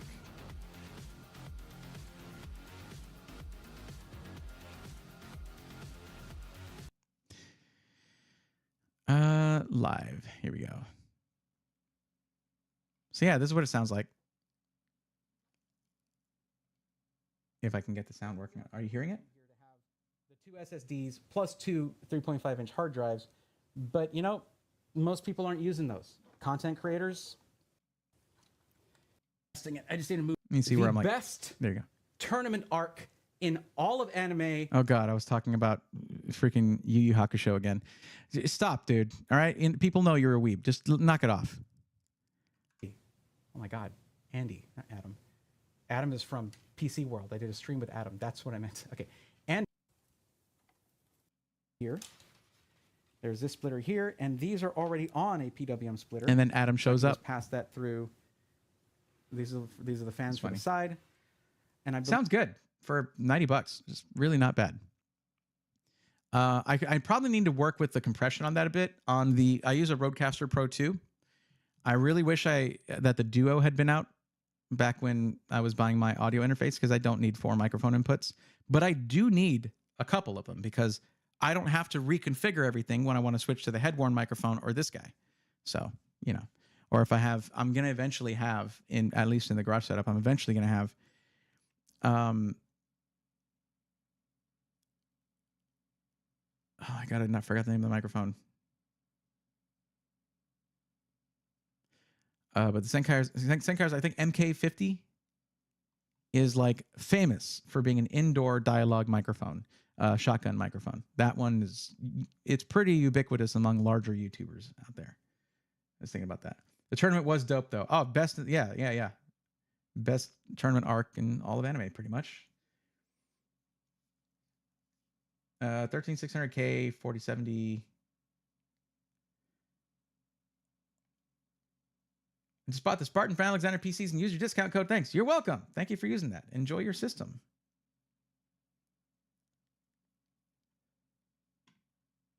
Where do you go to see your sub count live like that? Go to your dashboard and go to your it's like right in the middle. There's a thing that will just go to your analytics and you'll see your live count. Click on that and it'll bring it up on the screen. Go to your channel analytics. It'll have the live count in the top right corner of that where the analytics are sitting. Click on that and it should take you to that screen and you'll be able to watch that.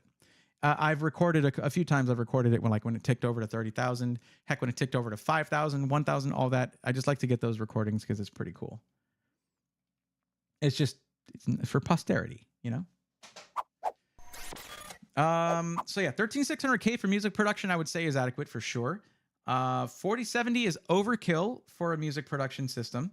You don't need that unless you're going to be using it for gaming too. Looking back at your prompt before, you were like, PC requirements for music production and recording software, not gaming. So if it was also going to be for gaming, that's something you would have needed to tell me as well. Just a heads up, if you guys are asking me for help, just make sure you give me all the information I need. Ooh, that was probably super loud. Sorry.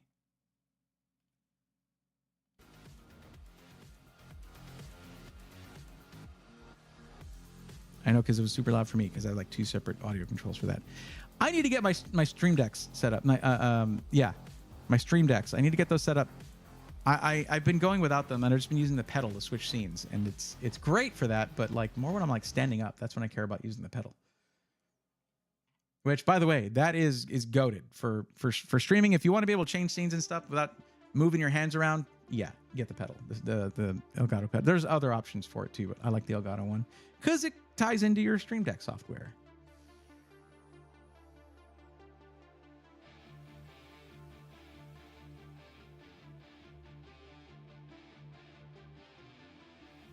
Okay, just a person. I see what you're trying to do.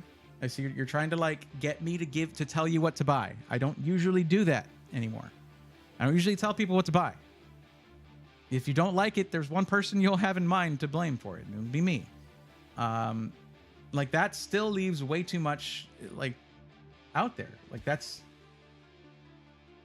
those can be shifted in a million different ways. I don't know what resolution you're talking about for the monitor. So 3060, there you go. If it's 1080p, you're good to go.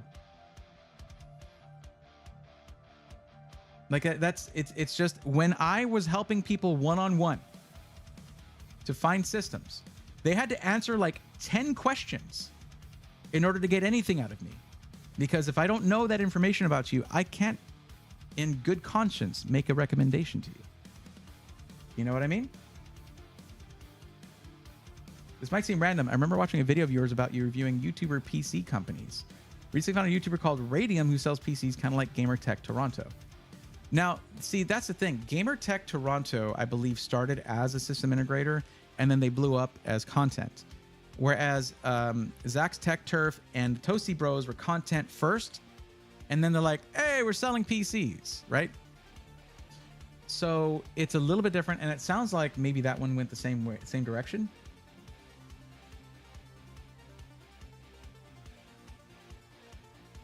But yeah, I mean, it's worth checking out for sure. Well, the best thing about that video was that I, perhaps somewhat foolishly, decided to make that video right before going to LTX, where all of those people were. And I met all of them. GamerTech Toronto, Toasty Bros, and Zach's Tech Turf for the first time. Now, Zach hadn't been, they had mentioned my video. Someone on his team had mentioned my video, but he hadn't watched it. So he didn't know who I was. And I was like, hey man, how's it going? He was like, good dude, how are you? And he had no idea who I was.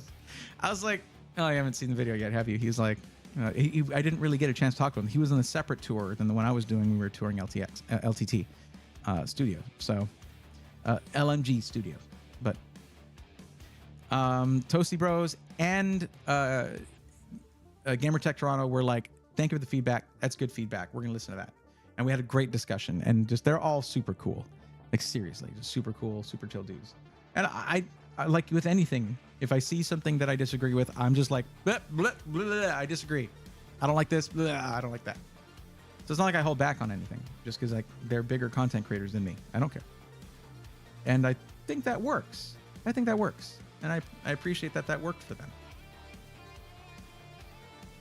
Curious, you a fan of Hunter x Hunter? Of course, Hunter x Hunter, yeah, absolutely. Bleach I never got into, but Hunter x Hunter was amazing. You know, it's just like anything. It's got its flaws. Otherwise, amazing. Absolutely. Very, very good. DF Starfield, what's up? How's it going? Thank you for the 1 biddy. I appreciate it.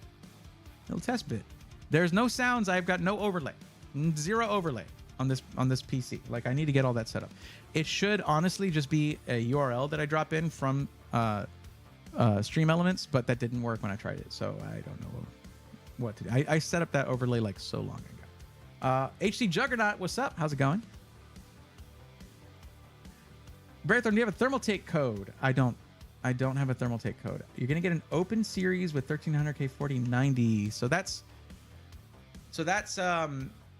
they're doing pre-builts, right? Thermaltake is doing pre-builts now.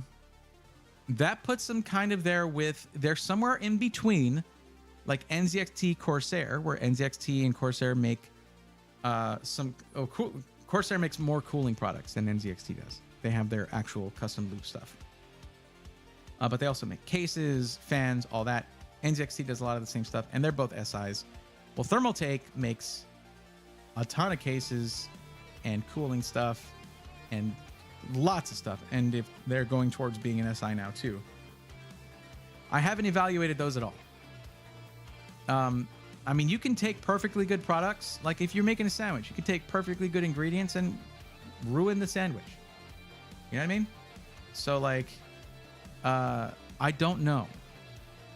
Now, I was supposed to get a contact with Thermaltake because we worked with them for the SkyTech project, where I did that build in the Thermaltake system with Thermaltake cooling products, Thermaltake fans, all of that. And that never materialized. So I need to reach out and see if I can make that contact, because while I am bothered with all the stuff that happened with Case Labs in the past, like that bugged the hell out of me, people are going to be buying their stuff. and I need, I want to get my hands on it. I want to be able to evaluate it for myself.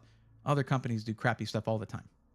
Like that's, yeah, it doesn't always result in a other company shutting down, but it has happened. Thanks for help nonetheless. You're 7 years old. I understand the question. 1440p. Okay.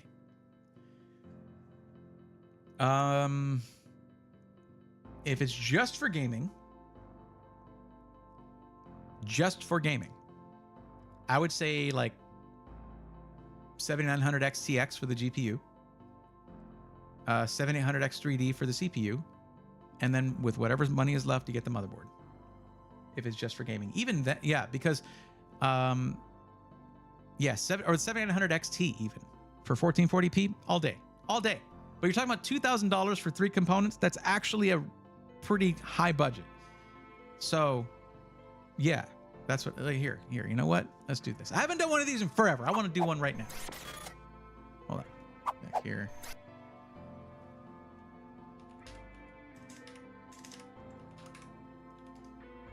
Let's do this. Why not?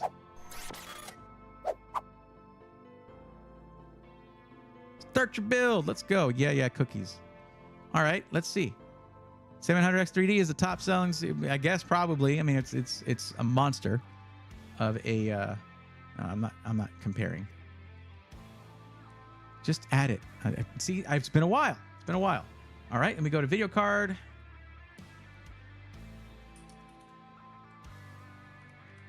$700 XTX. Bam. Sort by price. Hello.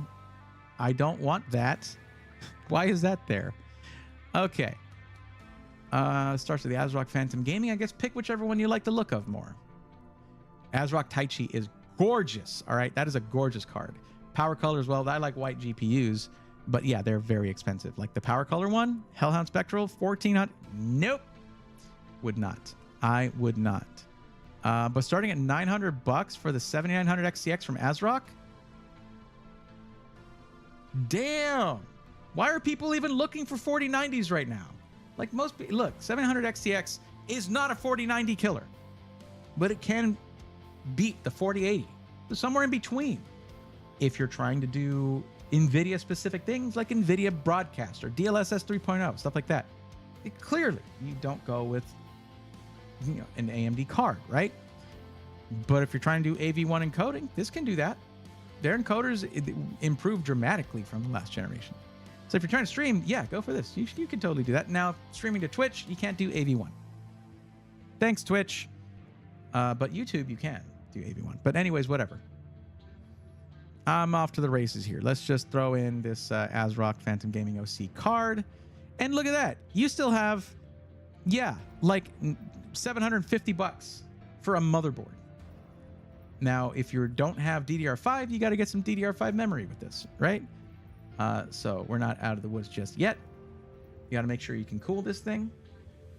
But yeah, you can get yourself a crazy motherboard. You don't need that.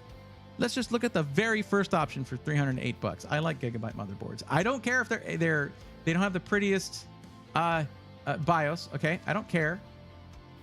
They make generally good motherboards. Here, let's click on this. Look at that. Look at that I/O. You don't need that for gaming, but it's nice to have more than you need, right? Wi-Fi 6 or 6E? What are we looking at? Probably if you go with the X670, you get Wi-Fi 6E, but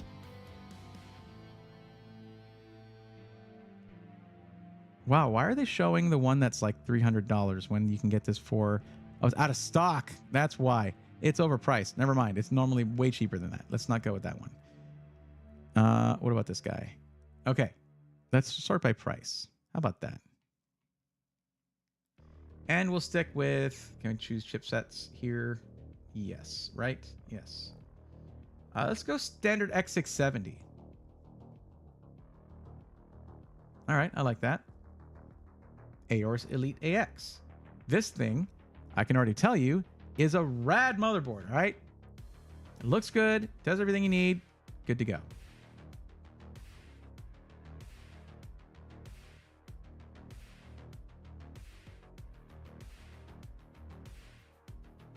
Noted, thus a test bit. Good evening, Mr. Good evening, DF Starfield. I hope you're doing well. I mean, wired mics are okay, but I really think a wireless mic would be better while I'm walking around the stage. Oh, yeah, of course. I actually run that microphone. You'll notice I don't have a wire connected to me. I run that through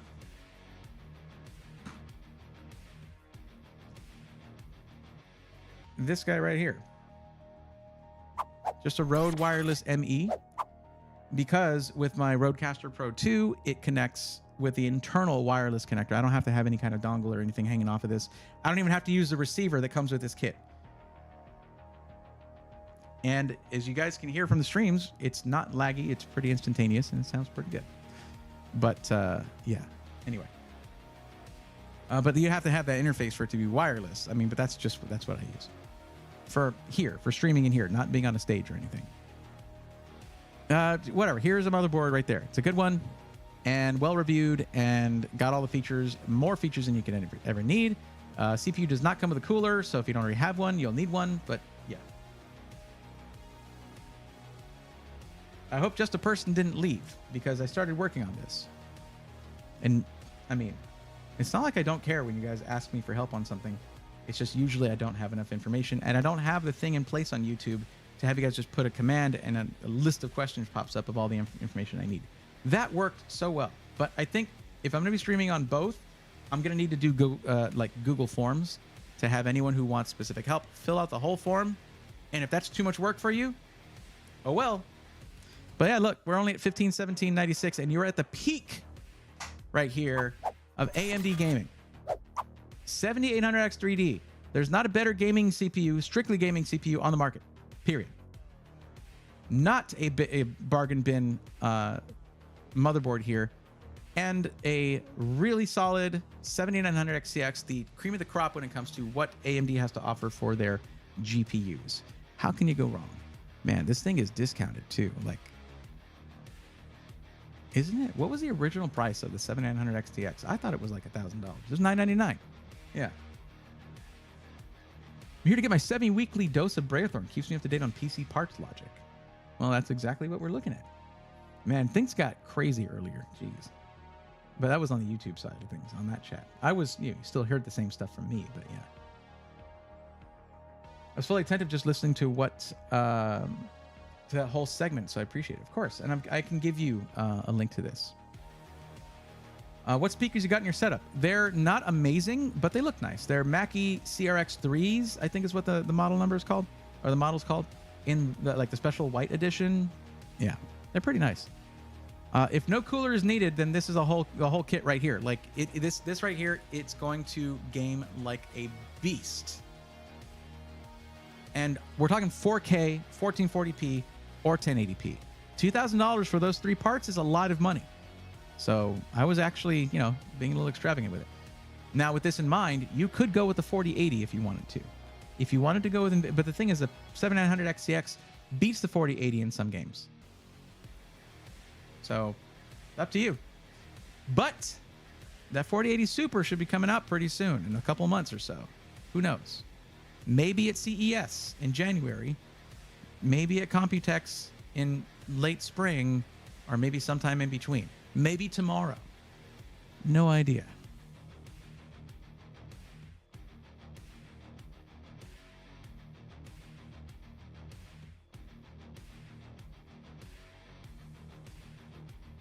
But I will say, WS6, I appreciate you just asking whether I had a code somewhere. That's just cool.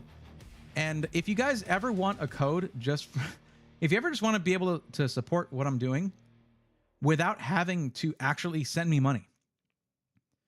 And next time you're going shopping on Amazon, I can just give you a link to where if you start shopping from that link, then it goes to my Amazon affiliate account, which I never use. I don't bombard you guys with a bunch of Amazon links in every description saying, please buy those things and support the channel. Instead, I try to just get you discounts on PCs. But if I actually were to leverage that, I would probably be a lot less stressed out all the time. Oh boy. Oh God. What's the date today? It is the 27th, almost the 28th. Jesus. I need to send out some emails. Okay.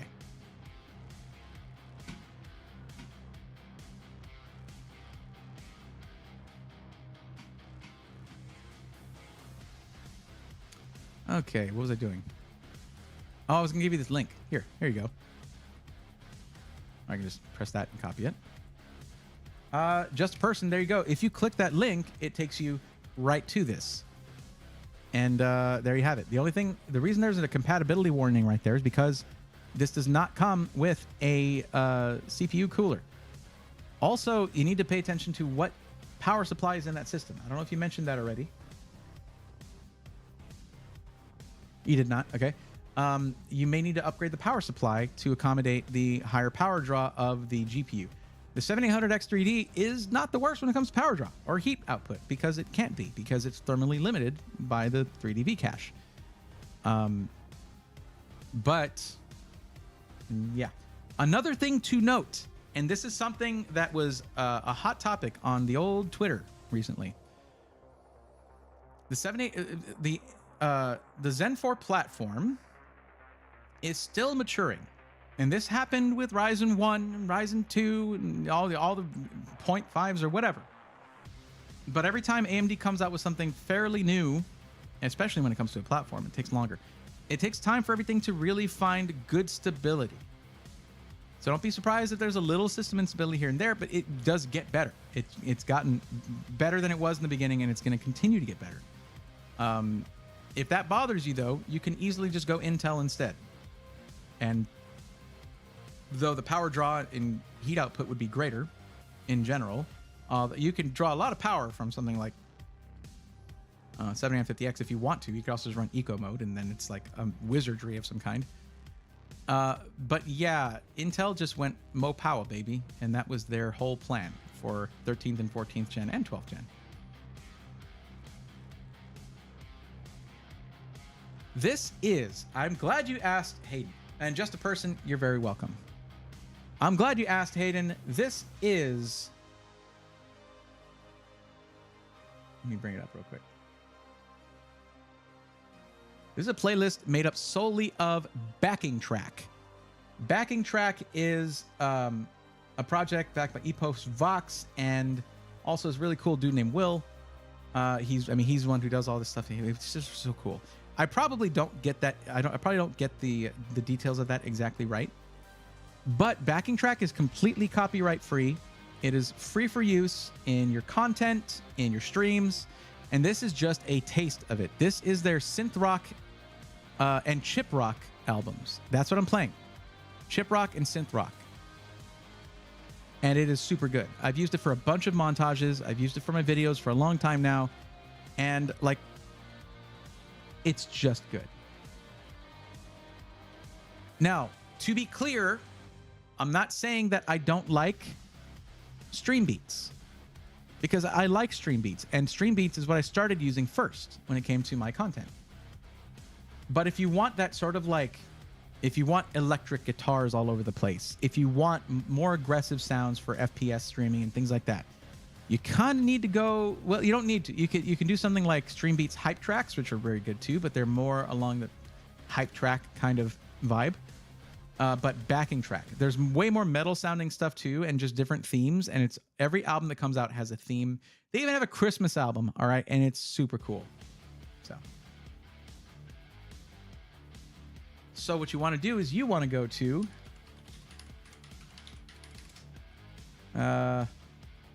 yes, they have way more metal options. Just go to, it didn't come up as a hyperlink, but just copy backingtrack.gg, or just go to backingtrack.gg in your browser, and you have all of their links, all their stuff where you can listen to them. They're on Spotify, they're on Apple Music, they're on YouTube Music, they're on all of that. So, but yeah, most of it is metal. Most of it is metal. That's not the vibe I want for my content necessarily. But even then, like, the synth rock is not synth wave. It is more of a rock type of thing. But I'm gonna be honest, guys, I don't think we're really doing much in terms of Cyber Monday here. But just a person, by the way, some of the pricing you saw there may be Cyber Monday pricing. So jump on that for your buddy or my whoever it was. You're getting something for my best friend, or I don't, if you're getting that for yourself, you may want to jump on that sooner rather than later, or just be okay with the fact that you have a lot of leeway in the budget you gave me anyway. So if prices shift by 10, 15% or whatever, you're still within budget by a good margin. So not much to worry about there. Let's take a little peek, take a little look at that. I gotta say, guys, for those of you out there who are considering streaming and considering multi-streaming, you gotta understand that you are splitting your audience. Like, I used to hang out at about 50 people or so in the Twitch streams at minimum. And right now I have, you know, about 40 to 45 people at YouTube and about 16 to 20 on Twitch. Now, it has spiked a lot more, like during the Black Friday streams and whatnot, but if you're going to mess with that, just understand that that's going to be a thing. It can split your audience, but it can also find you more audience. Algorithm on YouTube is way better, okay, for discovery. I hope that that's something they're working on over at Twitch alongside AV1 encoding. Please, please, Twitch, please, so I can just encode everything in AV1 and just call it a day, because the file sizes will be smaller and the quality will be the same. Imagine a Christmas metal album that would be 6. You don't have to imagine it. I believe that's what their Christmas album is.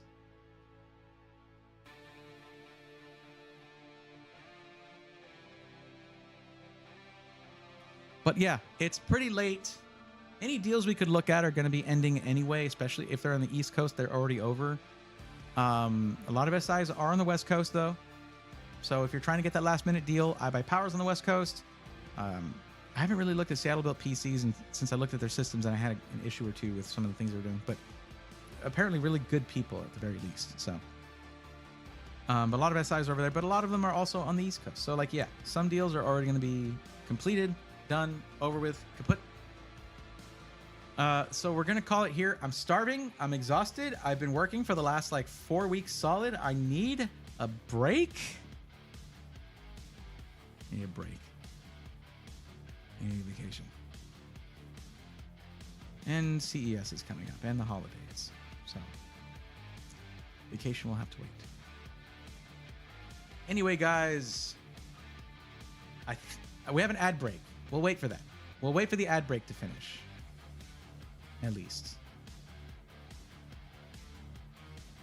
You got a just person? You too as well? Have a good one. Is it possible to love metal too much or just music in general? I don't think so. I will say if it closes you off to other options, then yes, you love one thing too much. Like, I was hesitant when I first heard Polyphia. Now I'm way into it. Way into it. It was like, I was like, this is a weird hybrid of genres. And then I was like, this is an amazing hybrid of genres. You know, I got over it. And Polyphia is probably one of my favorite music acts in the world right now. Just amazing. And they're from Dallas. They're from the same state as me, which is awesome. All right. Ad is over. Very good. So I will say thank you very much, everybody, for hanging out for this last minute Cyber Monday stream. If you haven't already watched the video, please watch. People are going to stop clicking on it because it's not Cyber Monday anymore. Help me out with that if you would. But thank you so much for hanging out and for putting up with that nonsense earlier. I do apologize for that. I got a little bit heated because, well, obviously anybody would. But, you know, there you have it. Anyway, thanks so much for hanging out, guys. I hope you have a wonderful week. And I will see you in the next one. Until then, take care.